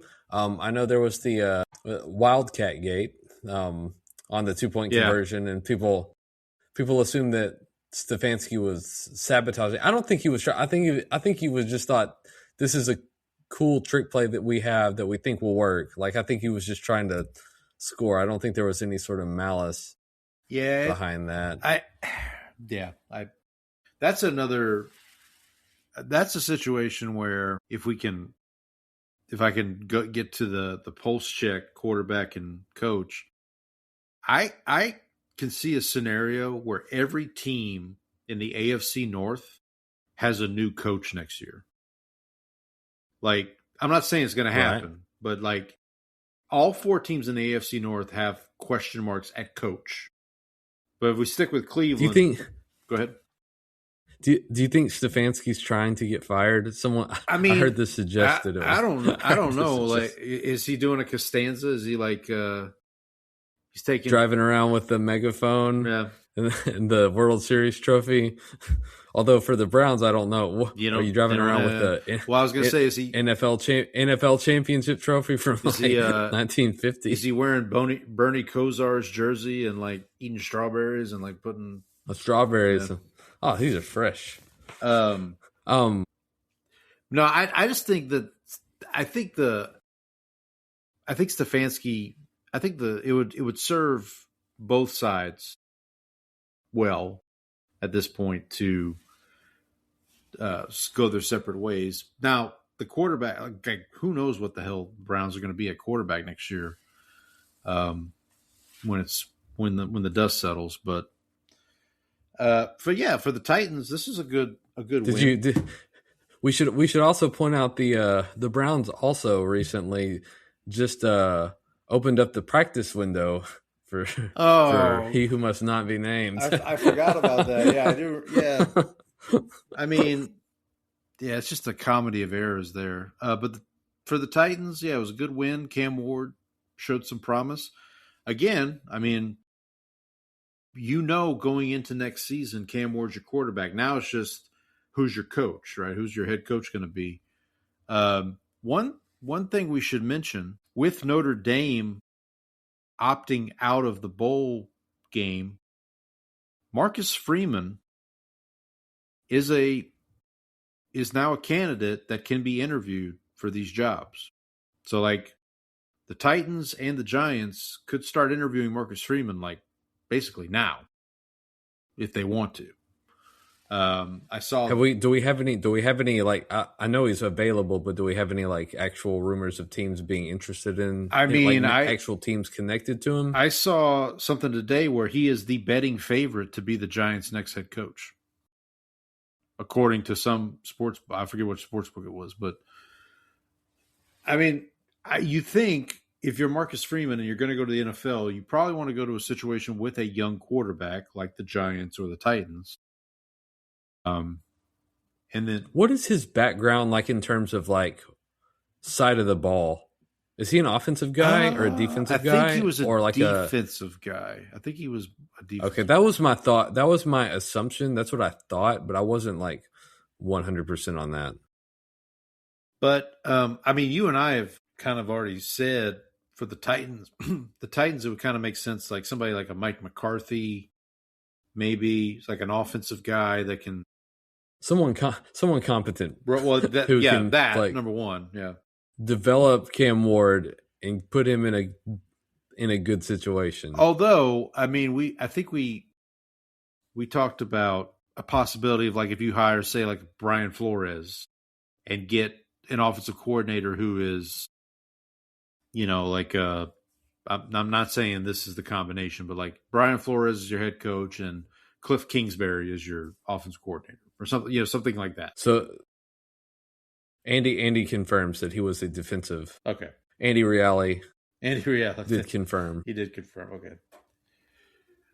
Yeah, he was the DC under Brian Kelly at Notre Dame. Hey, you think Brian Kelly's getting a head coaching job anytime soon? Him and his family. Jeez. He doesn't need to. He's got that buyout to keep him. Yeah. My favorite story about a buyout is still Ed Orgeron. When he told the story that when they came to him and said, "Coach, we're gonna move on from you. This will be your buyout, whatever." He said, "What time you want me to leave, and what door do you want me to leave out of?" That's how I would have responded. Ed Orgeron was on Bussin' with the Boys, the Will Compton and Taylor Lewan show today, and he told. Have you ever heard the Adrian Peterson story? The Ed Orgeron, Adrian Peterson story? No, but I bet it's wild. So, knowing what I know about Adrian Peterson. So Adrian Peterson. So Ed Orgeron, before he was at LSU, he was at USC as a assistant coach, recruiter, whatever. And they were recruiting Adrian Peterson, and they had a good visit with Adrian out of Palestine, Texas. Out of Palestine, Texas. Shout out 903. Yep. And Adrian Peterson told Coach Orgeron, he said, "Listen, I like it here, but I got a problem. My dad is incarcerated in Texarkana, and Bob Stoops, who was the coach at OU at the time, has already gone to visit him, and they're going to make it to where he can see all my games if I go to Oklahoma." So Ed Orgeron tells the story that he was talking to like the mayor of Los Angeles, trying to get Adrian Peterson's father transferred from Texarkana to somewhere in California where he could watch Adrian Peterson. Obviously, it didn't. So he could watch the games. Yeah, obviously it didn't work. He said everybody in Los Angeles was looking at him like, "Are you crazy? Like what? Like no, we're not doing that. Like what's wrong with you?" That explains a lot about what happened at LSU. Yeah, I mean I could listen. I mean, listen, I grew up with folks like Ed Orgeron all over. I mean, that was just a normal day for me. Anything else on Titans Browns before we? I think we can move on to Sweet Fancy Moses. Okay, buddy. I'm going to ask you this question. I'm going to let you go first, but let me ask you this question first. Do you get more joy out of a Cowboys win or a just dreadful Eagles loss?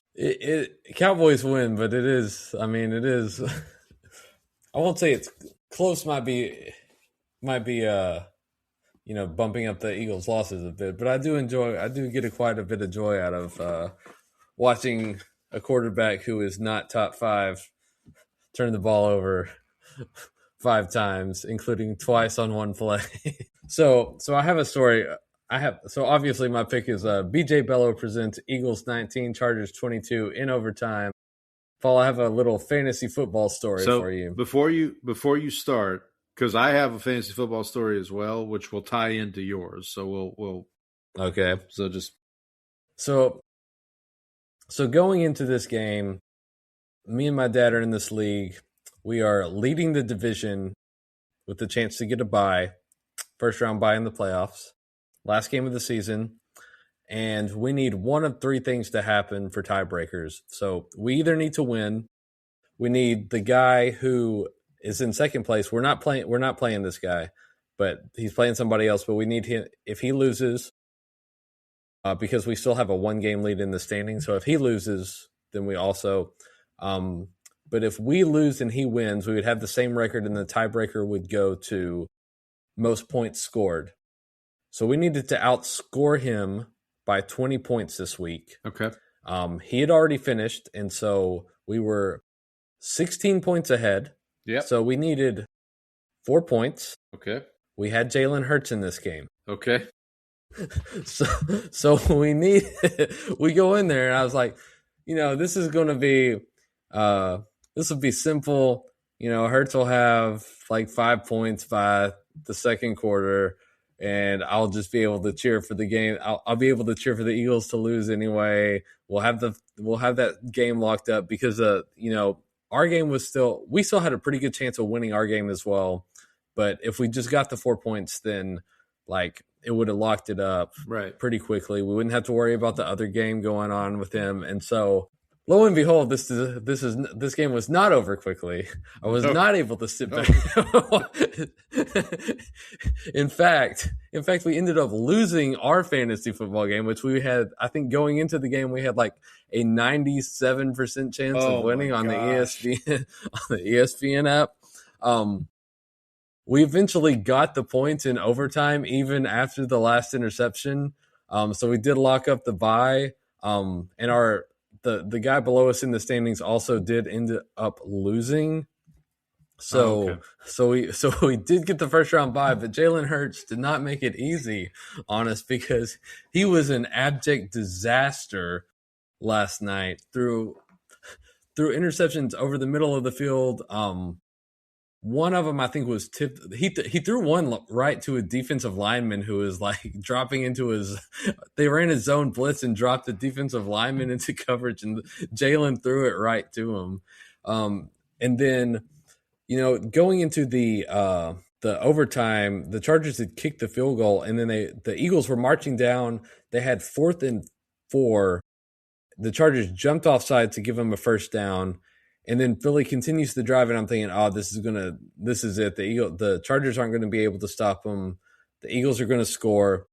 And then Hurts throws that last tip ball interception, and I literally nearly fell out of my chair because out of shock at that play. But just a incredible performance. I also want to point out that Justin Herbert got the bejesus beat out of him in this game.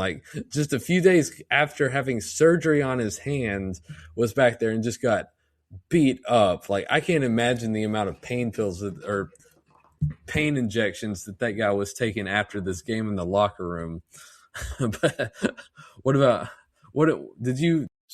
time did you end up going? Oh, go ahead and tell your fantasy. So here's my side of the so if you were in my league, Jalen Hurts scored less points than a quarterback who didn't finish the game, and that is Daniel Jones, because I had and the reason I know this is because I've been riding Drake May all season. Love the Drake. He was on a bye this week.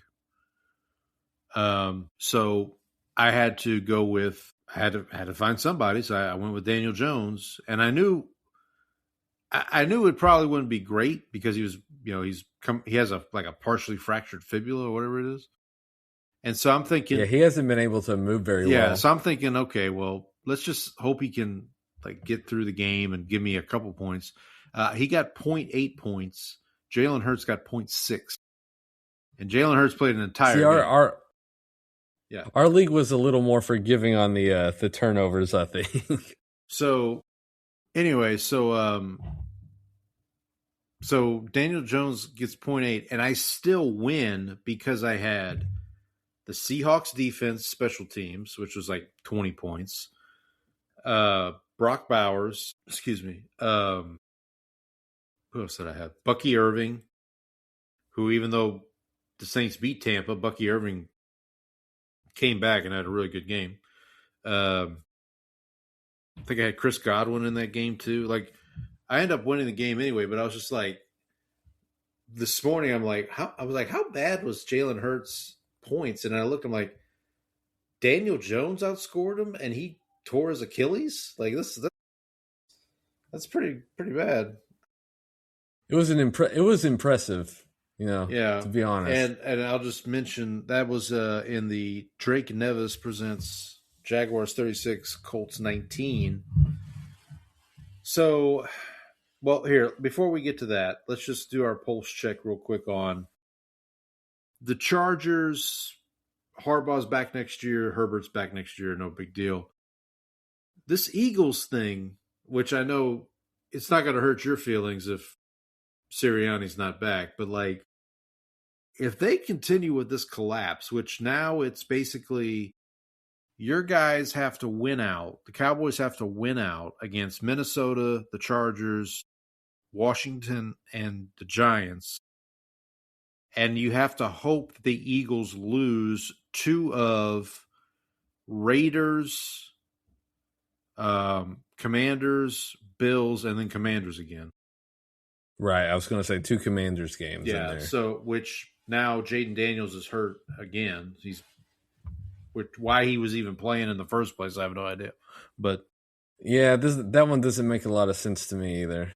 So, but let's just pull on this thread a little bit. Let's say the Eagles don't make the playoffs. I mean, they fired Doug Peterson for less. Let's be honest.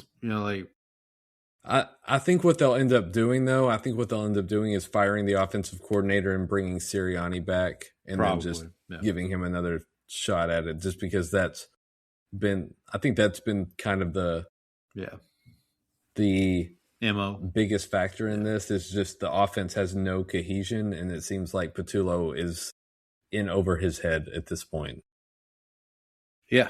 Well, all right, so let's get back to the Jags and Colts here. So for the Jaguars now, they're pretty much in the driver's seat of the AFC South. They actually have an outside chance of being a 1 or 2 seed in the AFC if New England and or Denver starts to falter a little bit. They would be a lock for the 1 seed right now if they hadn't blown multiple games with. Well, Houston against Davis Mills was the one, and then there was also the Cincinnati game that they just choked away earlier in the season. Yeah, and obviously, I'm interested to see what happens in their offseason because I think Cohen has proven he's a good coach. This Trevor Lawrence thing, man, I'm telling you, he's playing better though. I think he actually had his best game of the year this week, and actually I think one of the better games in his career. And I will point out that the Jags are 5-1 since their bye week, but they have also I think they took the Raiders and the Cardinals took them to overtime, so there is that side of it as well. I don't know. I think they've got the inside track on the AFC South, but Houston has looked pretty formidable the last few weeks as well. So right. I think you've got a couple of teams that could end up the good winning news this division, and the Colts are not one of them. Yeah, the good news for the Jags is they still have to play. They still get to play the Titans twice in the next 4 weeks. So, meanwhile, the Texans have to play the Colts again, which obviously that's not as formidable as it once was. But the Texans play the Chargers as well, I believe, here coming up. The Colts, yeah, man, I felt really bad for Danny Dimes. I think here's the other thing about the Colts. I think Steichen comes back next year, but you got to remember they traded a first-round pick for Sauce Gardner, and Sauce Gardner's hurt too now. No, they didn't. They traded 2 first-round picks. Right, they traded 2. Sauce Gardner. I meant they traded next year's first, but yeah, you're right. They also traded. So that's not ideal. And I mean, I feel like they're in they're not firing Steichen because I think they because of the way that they've set themselves up. They've proven that his offensive system with a competent quarterback who is not Anthony Richardson, who sucks, running it is a good, viable offense in the NFL. Now, Brandon, I've watched a lot of football, and I don't think I have rooted as hard for a non-Saints team as I am going to be rooting for 44-year-old Phillip Rivers coming off the couch. I mean, have we ever had a grandfather play in the NFL? That was going to be my question. You stole my question from me. Is this the first grandfather? This man is 44 years old. He has not taken a snap in the NFL since 2020. And they're going to roll this dude out against Seattle's defense on Sunday. That's a possibility. And against Houston's defense in Week 18.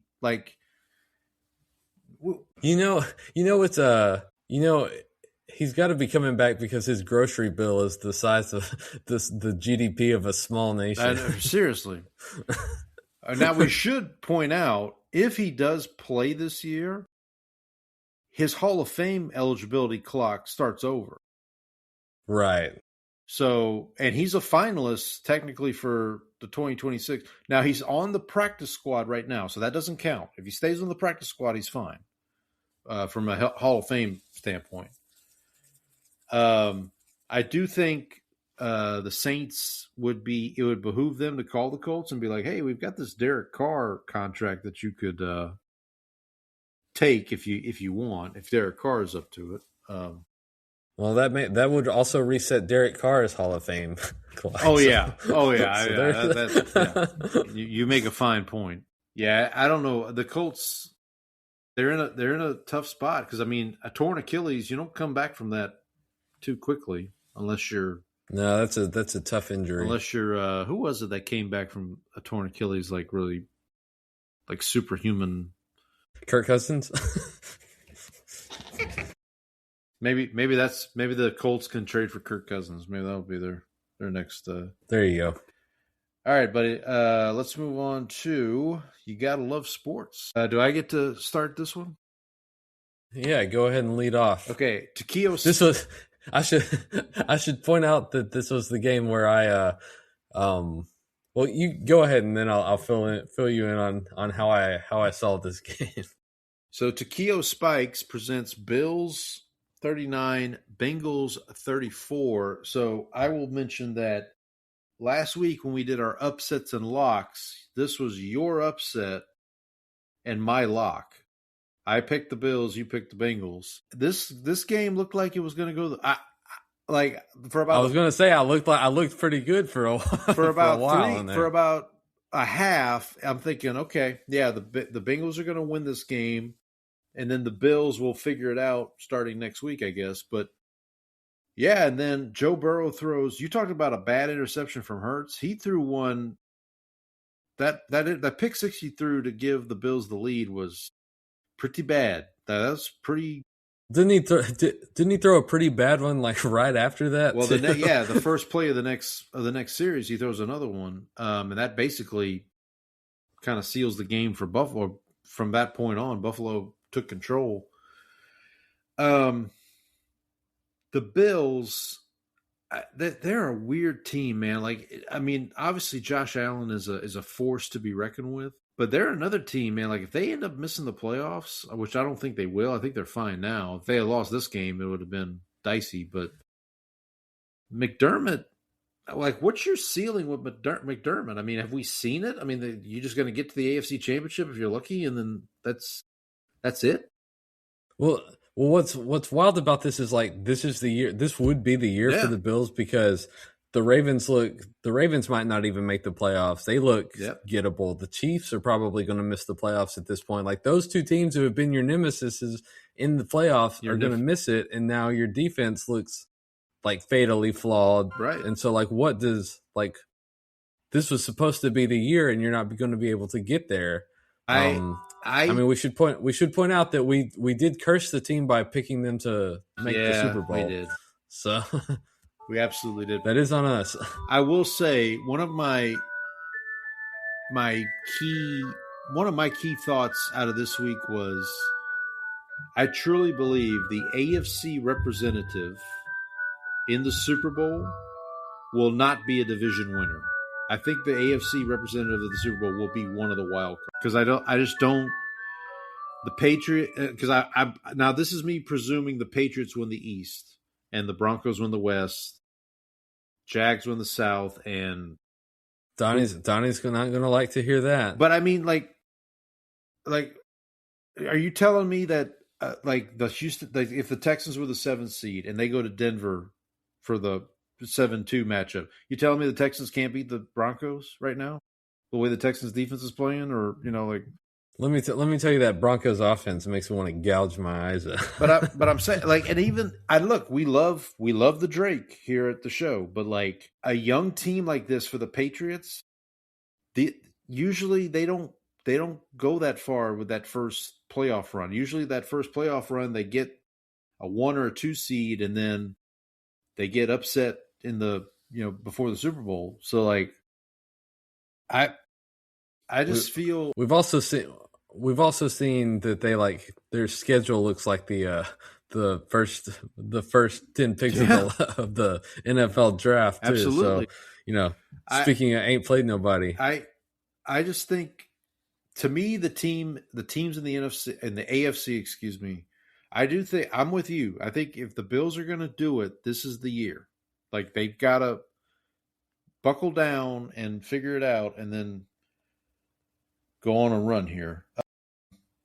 For the Bengals, I mean, I talked about it earlier. They're one of these AFC North teams that I could absolutely see with the new coach next year. But I think they're in a situation where they'd have to almost be guaranteed what they were getting is better than Zach Taylor. Like if they look out and say, like, can we really do better than Zach Taylor? And if the answer is yes, then they might do it.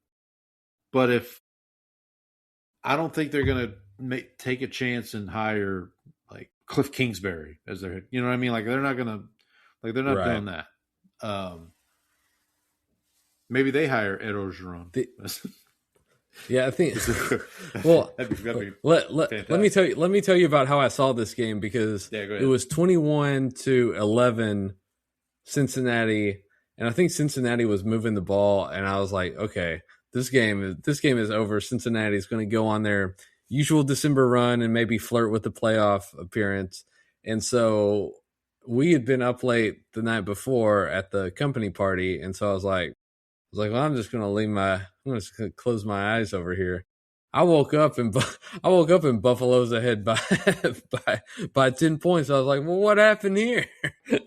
I Newmaned out on the chair. It was a nap jinx. Yeah, I woke up and I felt like I'd fallen into the other. I've fallen through the looking glass over here. It was like, what's happening in this game? And so I had a pretty rude awakening from that standpoint. Yeah. But yeah, I still think the Bengals could go on a run, but I don't know. I think it's too little, too late at this point. Right. I think I think they're done. I'll just write them off. I think for them to get to the playoffs, it would have. I think they have they have to win out, and then they need like a lot of different things to go their way. And it's just like I've seen this team. I've seen this story before. We tried to talk ourselves into this team multiple times last year, and it never happened. So I will declare them dead. DOA. Okay. What's your pick for this segment here? And be careful. Be careful, Andy. Andy's listening. I like the fact that the Bears-Packers I will go with two Northern divisional matchups between Leroy Caffey presents Bears 21, Packers 28, and Steelers. What was the score of that game? Because I lost it. Is Carnell Lake presents Steelers 27, Ravens 22. 22. Yeah, just two Northern matchups that went down to the wire. I know the Ravens got screwed on what should have been a catch because why was that not a catch? But just an incredibly stupid Steelers win, which they seem to just like find these every single year. Divisional matchup, pulling out a victory. The Ravens they've still got a chance to win the division, but they look cooked right now. Lamar still doesn't look healthy. He doesn't have the dynamism in the run game, and it seems like he's missing passes as well. I just don't think they've got it this year. And then from the Bears and Packers standpoint, the Bears offense in the first half was atrocious. Bad. I think Caleb was averaging like 2 yards an attempt. The run game couldn't get going, and I think eventually what they did was they used a lot of play action and boot because they didn't want Caleb. I saw a comparison of his passes on play action and bootlegs compared to when he was just a pure drop back passer against the Packers defense, and it was a pretty stark difference. Like his drop back pass game was just like not there this week. I think eventually the Bears got the running game going, and that also helped the offense. I do think the decision on the interception to end the game was pretty rough. I think that was just I think he just tried to go for it all, wasn't able to get anything on the throw, and then just left it hanging, threw it late. And I think at that point, he really just needed to take was it Loveland who was open for the first down? Yeah, I think so. On that. Yeah. And so like just a kind of a second year quarterback decision on there, but the game ended up pretty good. It looked like for a minute, for the first half, it looked like that could turn into a laugher, but the Bears, it looked like Ben Johnson found things that worked eventually, and they were able to just like keep, to get back into the game and then made it interesting. So that's my you gotta love sports segment for the week. Yeah, let's just talk real quick. So for the Bears, obviously they've got the right coach. Caleb's their quarterback for the future, for moving forward. Same for the Packers. I think the Packers are where they need to be, or are where they thought they'd be going into. They are who we thought they were. The Bears are who we thought they were. But then, if you go to the other game you talked about, Steelers-Ravens, again, two teams that, well, I think Lamar is going to be the quarterback of Baltimore next year, but like Harbaugh, I mean, is Harbaugh getting to the point where he's kind of tired of the scenery in Baltimore? Obviously, Steelers. I think sometimes after you've been there for so long, I think it makes sense for both parties. And you saw this with Andy Reid in Philadelphia. Yeah. Also had this happen where it's like you've been there so long that like it just gets flat. And like once you get, I think both parties just need to move on and start over fresh. And I think that's also the case with the Steelers, by the way. I think there's a connection there, though. Wasn't John Harbaugh on Andy Reid's staff in Philadelphia? I have no idea. I he was a special teams guy, wasn't he? Yeah, he was. But I thought maybe I'm misremembering. But yeah, I think both of these teams. Like I said, I think every team in the AFC North could have a new head coach next year. I wouldn't be shocked. Obviously, the Steelers' quarterback situation. Who knows? I mean, it's not going to be Rodgers. Maybe it's Kyler Murray. Maybe it's I don't know. What random veteran quarterback will the Steelers trot out there next year? Exactly, that's what it is. Interesting to see how that goes. Give me a second. Let me look up here. John Harbaugh. Andy hasn't chimed in. He says he does believe you're correct. So we'll take that as a. I'll take it. We'll take that as a fact check. Close enough. Close enough. Yeah. All right. Let's quickly go through kind of the rest of the slate here, just to kind of recap week 14. Dick James presents Vikings 31, Commanders 0. Commanders now eliminated from the playoffs. So I don't know what the hell happened here. Like pretty brutal. It was bad. I mean, McCarthy played well. I think the Vikings are also the first team to ever get shut out one week and then go and pitch a shutout the next week. That's a good call. Yeah. I'm interested to see what the Vikings do next year. I mean, O'Connell obviously will be back. I do think they need to bring in a veteran quarterback to kind of push McCarthy. Yeah, I think it would be malpractice to not have some sort of backup option, even if you name him the starter to begin with. And then for the Commanders, this is kind of talking about malpractice. Like to throw Jaden Daniels out there.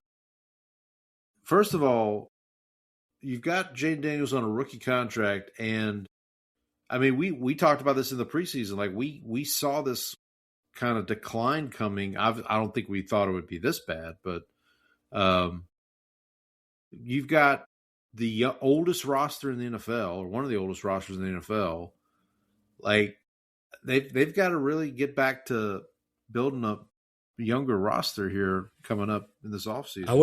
I would like to put. Well, they do have. I think they will have $100 million in cap space next year. Well, there you go. So there is that. But I will point out that this show talked about the Commanders and their team building strategy, and we were not fans of it. Right. So kudos to us. Yeah, there you go. And then Wahoo McDaniel presents Dolphins 34, Jets 10. So obviously the Jets are going to have a new coach. Or no. They have Aaron Glenn. Sorry. I'm thinking of the Giants. Sorry. My bad, Aaron. My apologies.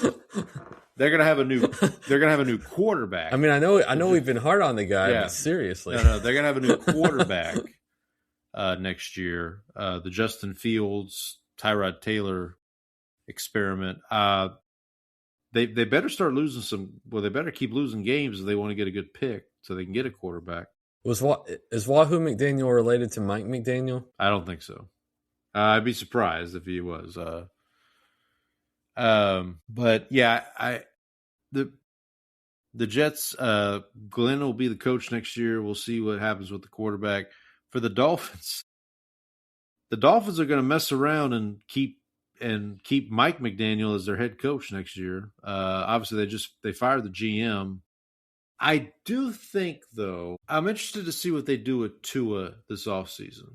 I don't know if they can get out of his contract, but like it feels like one of Mike McDaniel or Tua may need to leave. I don't know.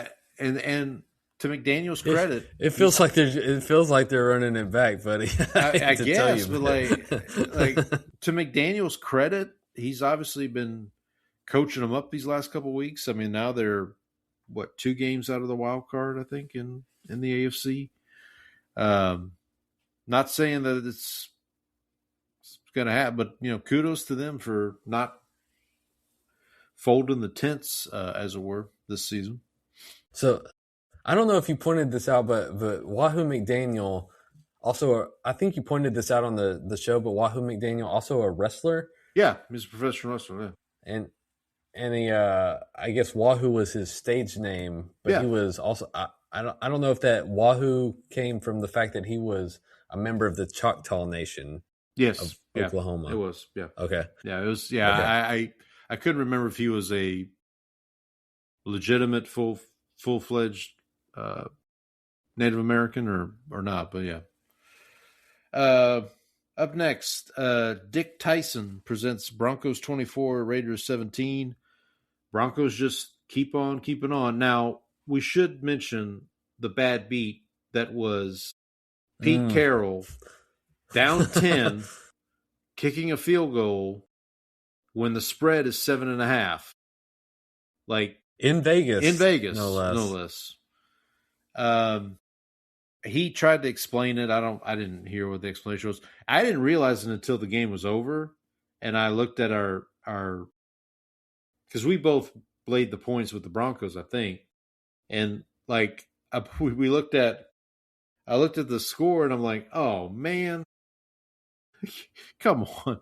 I mean, but there are people on Twitter like the FBI needs to investigate this, all this. It's like, yeah, man, they're point shaving. It's not a good look. It's not a good look. Raiders will have a new quarterback next year as well. They'll have a new quarterback next week, probably. Geno Smith left this game early, so it might be Kenny Pickett time versus the Eagles this week. We'll see. I bet a lot of people wish they had left that game early. Yeah. And then the other late afternoon game, Charlie Too Good. The Rams were too good for the Cardinals. In this case, Rams 45, Cardinals 17. Rams just keep on keeping on. They're gonna obviously be they're either gonna be the 1 or 2 seed in the NFC. It looks like. Actually, well, no. At this point, it's probably going to be the 1 seed because the Eagles are collapsing. Unless it's they will be the 1 seed or the 5 seed or the 5 seed, right? Yeah. Yeah. So I think there's also that because there is that possibility. The Seahawks also are also 10-3 and still have a game left against the Rams. So it would be kind of funny if the Rams did fall to the 5 seed and the Panthers win the South, because then the Rams would have to go back to Carolina after. Ooh, that worked out well. Yeah, so that would be ironic. The Cardinals, we talked about this. So obviously they've been blown out of a couple games, but they did have that streak of like 5 games in a row where they lost by a total of 15 points or something like that early in the season. Mm-hmm. Obviously, Brissett has played much better than people expected, I would say. He played much better than the other quarterback on this roster. Right. Well, no, listen, I think Kyler Murray's time in Arizona is done. I think Jonathan Gannon will also be shown the door at the end of this season. But there's a reason why they told Kyler not to worry about coming back this season, because I think this is a Derek Carr in with the Raiders type situation where they're like, Kyler, you don't have to go home, but you can't stay here. Like we're gonna figure this out in the offseason. Yeah, I mean, listen, I think Gannon. I don't know. I don't know who would want this job. If they do get a high draft pick, obviously they can maybe get a quarterback. I mean, obviously James Conner should be back next year. Trey McBride is a legit top 3 tight end in the NFL, probably. They do have some. I mean, Marvin Harrison, when healthy, is good. Michael Wilson, their other receiver, pretty good. Their defense at times played really well this season. And they're young. They just drafted Walter Nolan and a couple other folks this year. So hopefully better days ahead for the Cardinals. The good days may be behind the Chiefs. Not that for this season, at least. Not that Steve Martin presents Texans 20, Chiefs 10.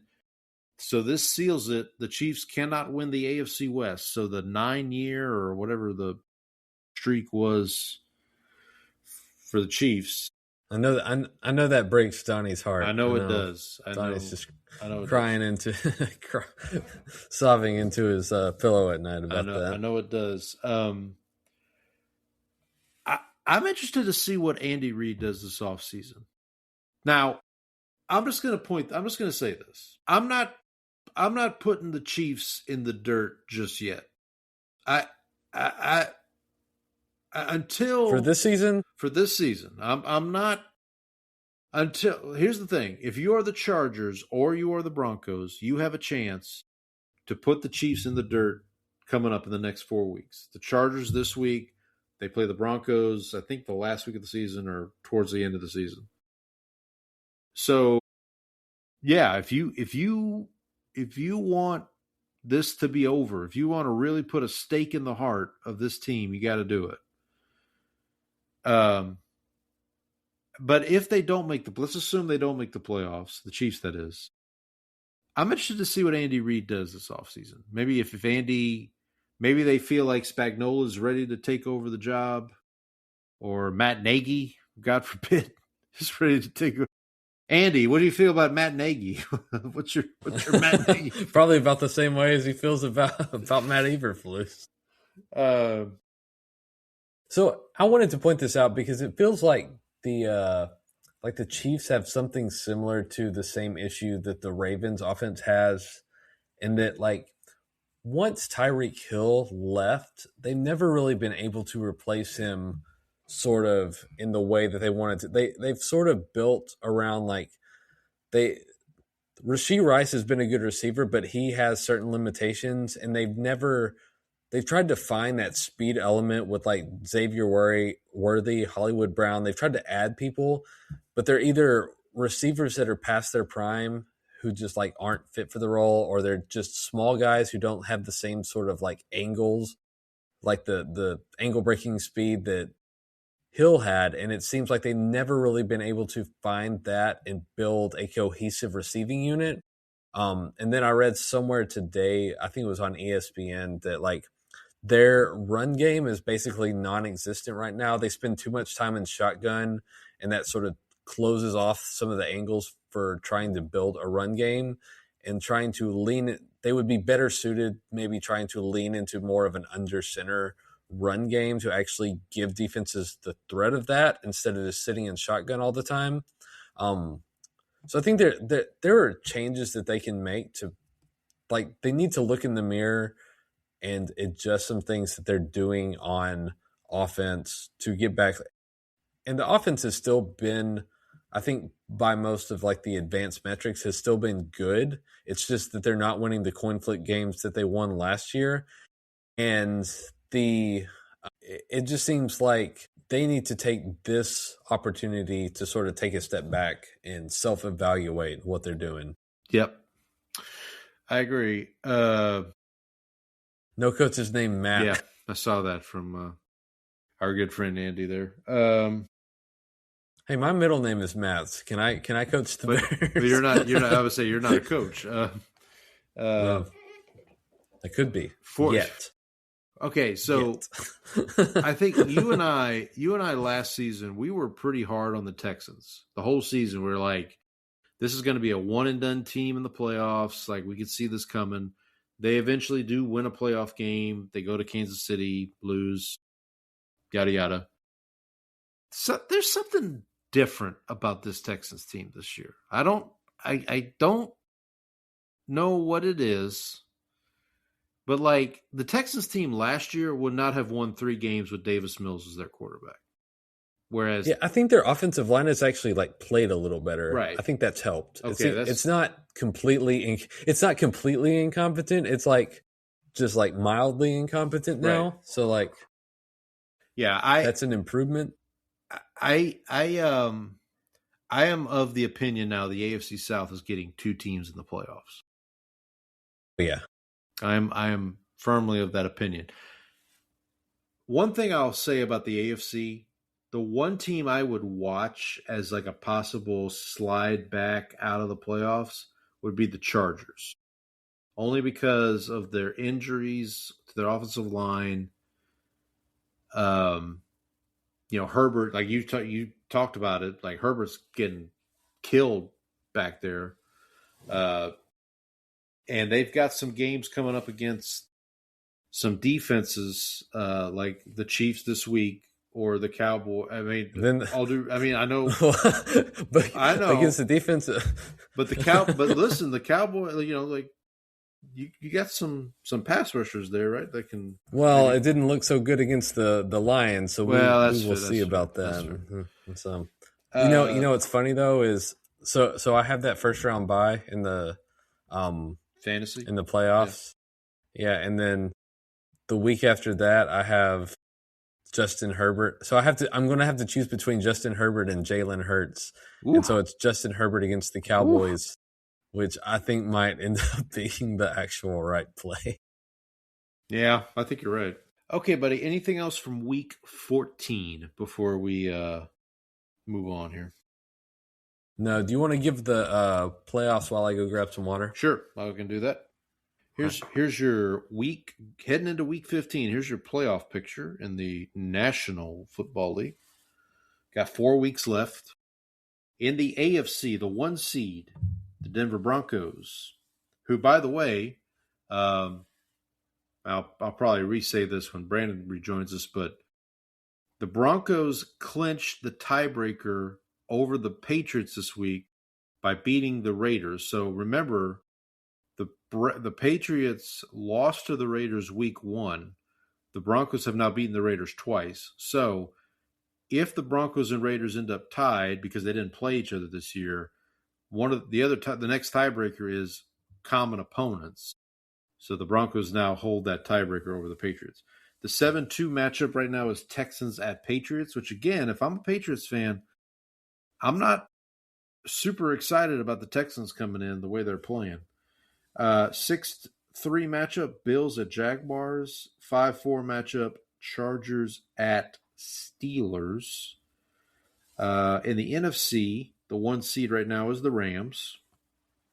Again, if the Seahawks are neck and neck record-wise with the Rams, so that could change from week to week. 7 versus 2, Bears at Packers, so a rematch of what we just saw this past week.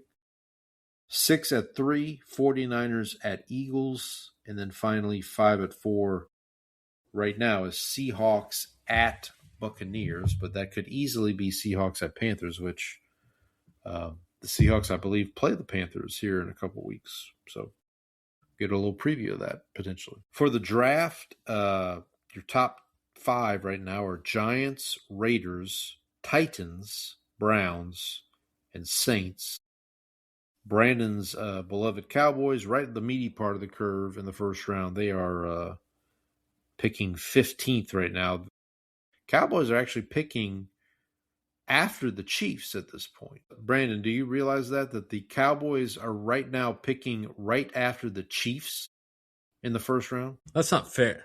That's not fair. We should get to pick ahead of them for sympathy reasons. For spite. For spite.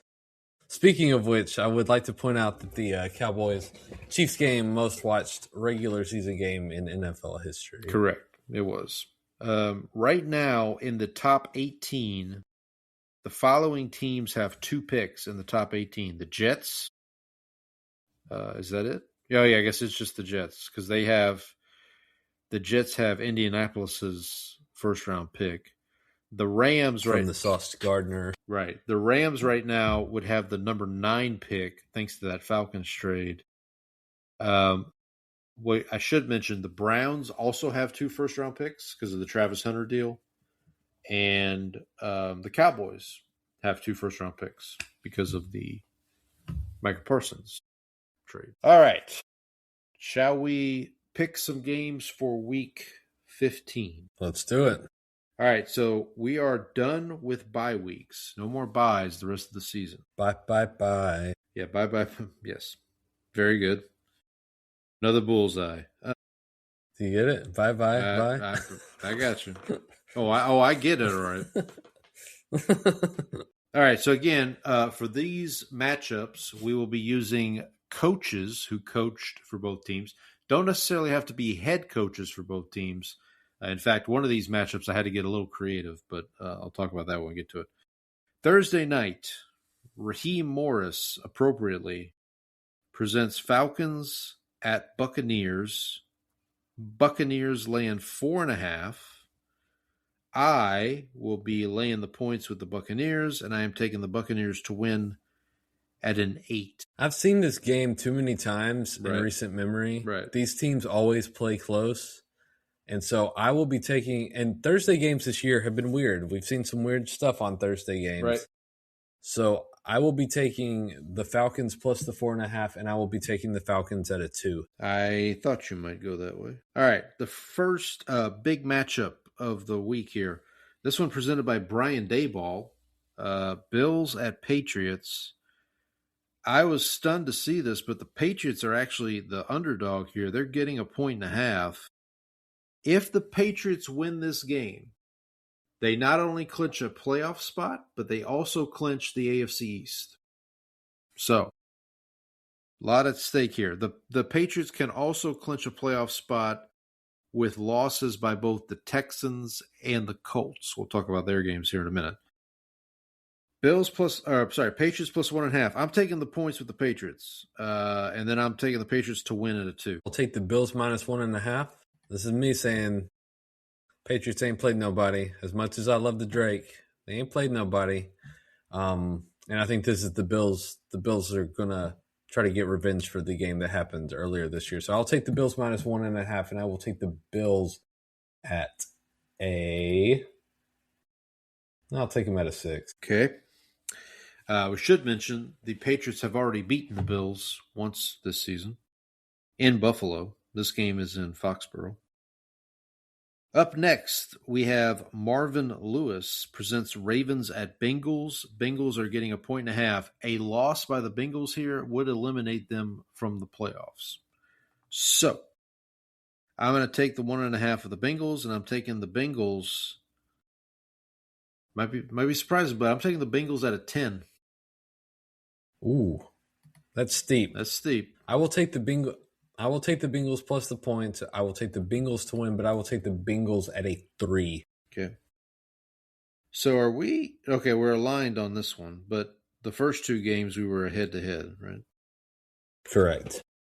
Up next, another big game here. This one presented by the father of current Cowboys head coach Brian Schottenheimer, Marty Schottenheimer. Chargers at Chiefs. Chiefs laying 5.5. All right, so the Chiefs could be eliminated from the playoffs with a loss here, and you would need one of the three of the following four teams to also win. The Jaguars, the Bills, the Texans, the Colts. So if the Chiefs lose and 3 of those 4 teams win, the Chiefs would be eliminated from the playoffs. I am taking the Chargers plus the 5.5, but I'm taking the Chiefs at a 9 to win. Chargers plus 5.5. Chiefs to win at a 5. Up next, we have Andy's beloved Bears hosting the Browns. This one brought to you by Dick Geron. Bears are laying 6.5 here. I'm going to take the 6.5 with the Browns. I'm taking the Bears at an 11. You know we love our dicks on this show. Listen, it's their name. I'm just reporting the name. Like I can't help it. Who did you take, Paul? I was lining up that joke. I took the Browns. I took the points with the Browns, but I took the Bears at 11. Okay, I'm just going to count on Ben Johnson to figure out how to protect his quarterback from Myles Garrett caving his head in. So I will lay the points with the Bears, and I will take the Bears at a 4. Okay. Up next, had to do some searching for this one. Matt Burke presents Cardinals at Texans. I believe Matt Burke is the current defensive coordinator for the Texans. Texans are laying 7.5 here. I laid the points with the Texans, and I'm taking the Texans at a 12. Matt Burke is currently, defensive coordinator in Houston. And he was like who did you? I took the Texans. I laid the points with the Texans. I took the Texans at a 12. Okay, I have Texans minus 7.5, and I have Texans at a 16. Yeah, we can go all the way to 16 now because there's no buys. When you said Matt Burke, I thought you were talking about, Matt Burke, the guy who went to Harvard. Oh, right. Yeah. No, not that Matt Burke. All right, up next, Raiders at Eagles. This one brought to you by Chip Kelly. Well, not anymore, at least, but not on the Raiders side. Eagles laying 13.5. I am laying the points with the Eagles. I'm taking the Eagles at a 15.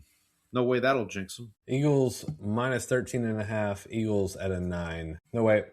I'm going to make that Eagles at a 10. Up next, two more early games here. Jets at Jaguars. This one brought to you by Robert Saleh, who was a coach on the Jaguars staff under, I forget who the head coach was at the time, but Peterson probably, Doug Peterson probably. Probably. Jaguars laying 12.5. I will lay the points of the Jaguars. I'm taking the Jaguars at a 14. Jags minus 12.5. Jags at a 13. Okay. Nope. Give me a second here. Jaguars at a, what would you say? 13? 13.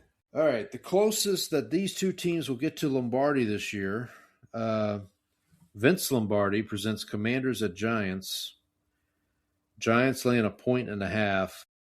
I am laying the points with the Giants. I'm taking the Giants at a 7. The Costanza special. Giants minus 1.5. Giants at an 8. All right. On to the late window. Dom Capers presents Panthers at Saints. Saints are getting 2.5. I'm laying 2.5 with the Panthers. Panthers at a 13. I am laying the points with the Panthers, and I have Panthers at an 11. Turn it up to 11. This goes to 11. All righty. Up next, we've got big non-conference game here, if you will. Nathaniel Hackett, who I'm sure is one of Donnie's favorites, presents Packers at Broncos. Broncos getting 1.5. The Broncos win here will clinch the playoffs. They can also clinch a spot with a Texans and Colts loss. I lay in the points with the Packers, and I'm taking the Packers at a 3.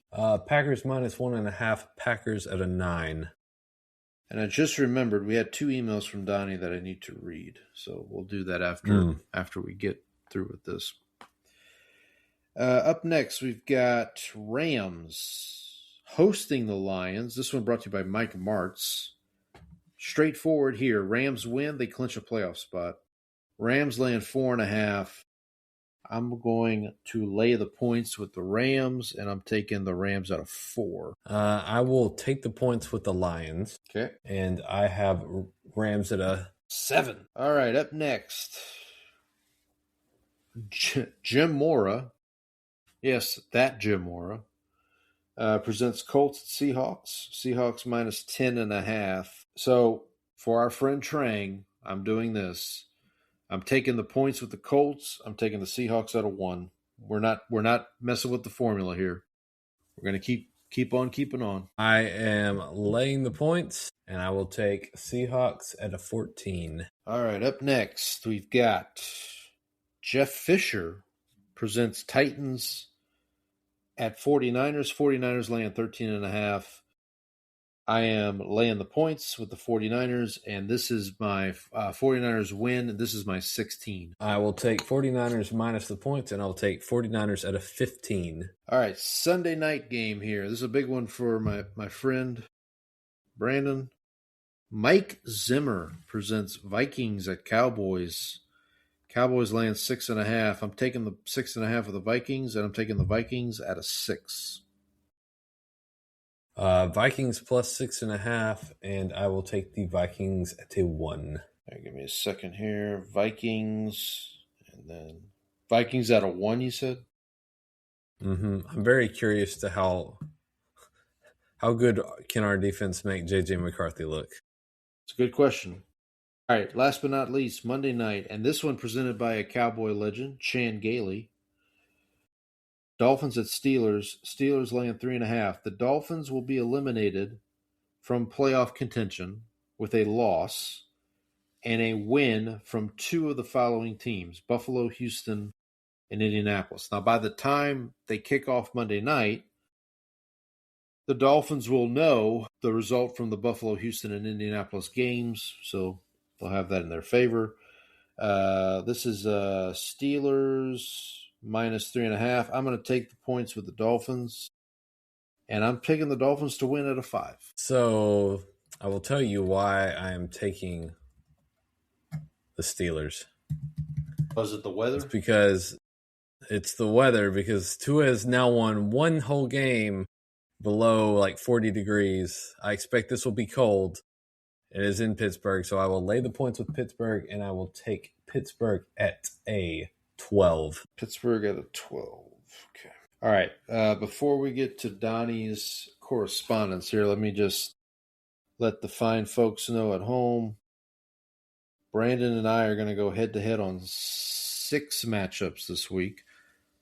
I guess I didn't update that. But last week we went head-to-head on 7. You won 5-2. For the season, you're up 50-37. I should just bet the picks that I disagree with you on. That's just don't know Paul. All right. So let me get to Donnie's emails real quick, because one was Broncos related, the other was more NFL related. Let's start with the Broncos one. Man, this season is going by fast. Hard to believe we are a few short weeks away from the playoffs. Denver pretty much handled business this week. The score was not indicative of the ass-kicking they gave the Raiders. Denver had 2 9-plus minute scoring drives and a 10-plus minute scoring drive in the fourth quarter. Denver was up 24-7 with under 4 minutes left. They ran prevent. Raiders scored pretty quick. Broncos get the ball back at the 2-minute warning, elect to go for it on 4th down deep in Raider territory rather than kick the field goal. Raiders then proceeded to get into field goal position and kick the field goal as time ran out. That was only meaningful to the gamblers, as we discussed earlier. I think I took Denver in the points this week, so it screwed me. What a bad beat. Green Bay is coming. It screwed me, Jerry. They screwed me, Jerry. Green Bay is coming to town this week, so a good test for Denver. At this point, you have to look around the AFC and think, why not Denver in the Super Bowl? I don't really think there is a favorite right now, which I agree with. Everyone is flawed. I don't think New England has been tested. Their schedule has been pretty light. Buffalo's defense is suspect. Chargers are hurt. Houston has a suspect offense. Jags are the Jags. One team I didn't mention is Kansas City. It's going to be very hard for them. They have to win out, get help, as Buffalo, Jacksonville, and Houston all have tiebreakers now on them. They are basically 3 games back of 4 to go. Easy schedule with road games at Raiders and Titans, home games against Chargers and Broncos. The Broncos probably will still need to win to get the 1 seed that week. Colts are cooked. Schedule's too tough, and without Indiana Jones, I don't see them winning another game. We probably should have thrown money at the Panthers NFC South champs a couple weeks ago. Tampa's looking bad. NFC's a mess. It seems like we are headed for a Seahawks-Rams championship game. I suggested to Paul that we have a, quote, airing of grievances segment the week of Christmas. I know I have a lot of problems with people, especially in college football. So yeah, we will try to do some kind of airing of grievances. Brandon and I are still working on the schedule for that week. We did, and we did that last year too. I believe we did. Maybe, we'll figure something out. But please send your grievances to blessthemboys@gmail.com, and we will air them for you. If you've been betting with our picks, you have a lot of grievances to air. You're gonna need a big pole. Yeah. Get the pole out of the crawl space and come air some grievances. All right, this is Donnie's other email titled Future of NFL. Brandon has spoken about the nature of QB contracts, of how the nature of QB contracts will change in the future. I think when you look at the current playoff situation and notice Baltimore, Kansas City, Cincinnati all out, and Buffalo just hanging on, then look at their salary cap. All those teams decided to hand massive contracts to their QB. All those teams' offensive lines are average to poor, and their defenses are average to disastrous. Now, the Rams are kind of bucking that theory, but I think that they were able to build a really good roster of young guys to support Stafford. You look at the really good teams this year, and most either have a young QB on a rookie deal, Denver, New England, Houston, a journeyman quarterback on a cheap deal, Tampa, Indy, Seattle. That doesn't hold across the board, but it's enough of a trend to keep an eye on when some of these guys start coming due for a contract extension. Like, are the Broncos going to give Bo a $70 or $80 million a year deal? I think that would be a mistake, but you don't want to end up like Cleveland, who let Baker walk and then find yourself in QB purgatory. So it also didn't help that it also doesn't help that Cleveland decided to pay the guy that they decided to pay. Yeah, that's true. Well, I was going to bring this up with the Texans, with the kind of the quarterback pulse. I think Stroud's back next year, but the Texans have a decision coming up about C.J. Stroud. Do you give him that big money, that contract that who was the last quarterback that just got paid? I can't remember now, but Donnie brings up, was Brock Purdy the last one? Brock Purdy, that's who it was. But Donnie brings up a good point. Like, you kind of and it goes back to something I talked about recently, which was it's your draft. If you can't draft, you're SOL. Like, you're just like that's really the key to all this. So we'll see how it shakes out coming up. All right, let's move on. My voice is leaving me here a little bit, but let's finish this out with, we're going to do our George is getting upset. All right, so last week I had the Jags over the Colts. Got that. You had Bengals over Bills. Sad for you. We are both 6-8 this season on our upsets. So I think I get the honors of going first here. Is that correct? That is correct. All right. So that is correct. For my upset, I'm going to take Bengals over Ravens. Okay. Hold on. I'm trying to reload this thing. Yeah, Bengals over Ravens for me. Save picks. I will take the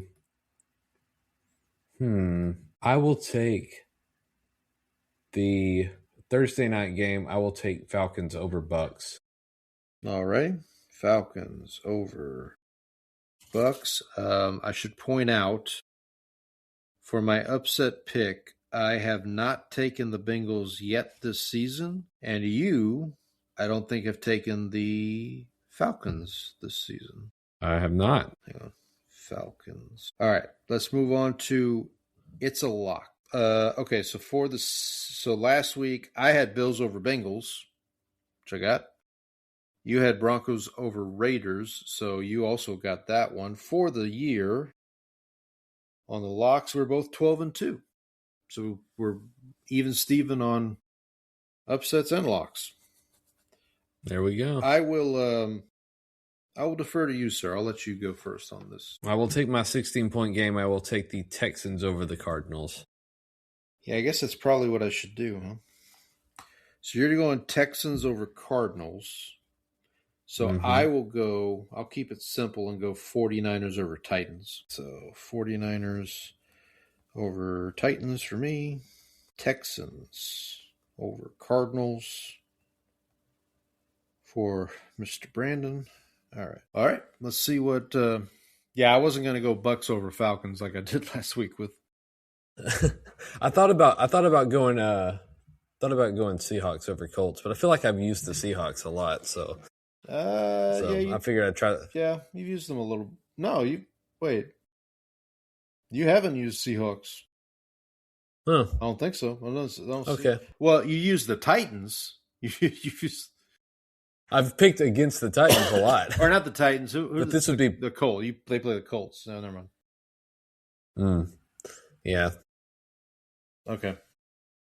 Well, we'll see how that all shakes out next week. So we are approaching the holiday season. So hopefully everybody's having a good month of December as we get into the holidays here. Hope everybody's safe, spending time with your family, all that good stuff.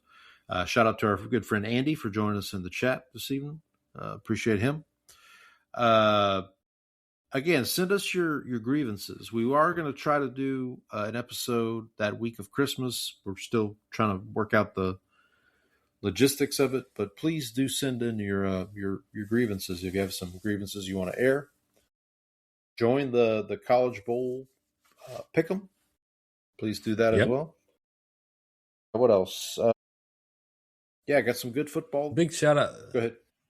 I want give a big thanks to Andy for sticking with us and being our stat guy. Yeah. Today. Yeah, absolutely. Our fact checker. Absolutely. We will chat with everybody next week. We're getting down to the nitty gritty. Only 4 weeks left of the NFL season. Got some playoff scenarios might come to pass. Phillip Rivers is back. Might be playing in the NFL this weekend. That's some wild stuff right there. It's a madhouse. But until next week, happy football, everybody. Happy football.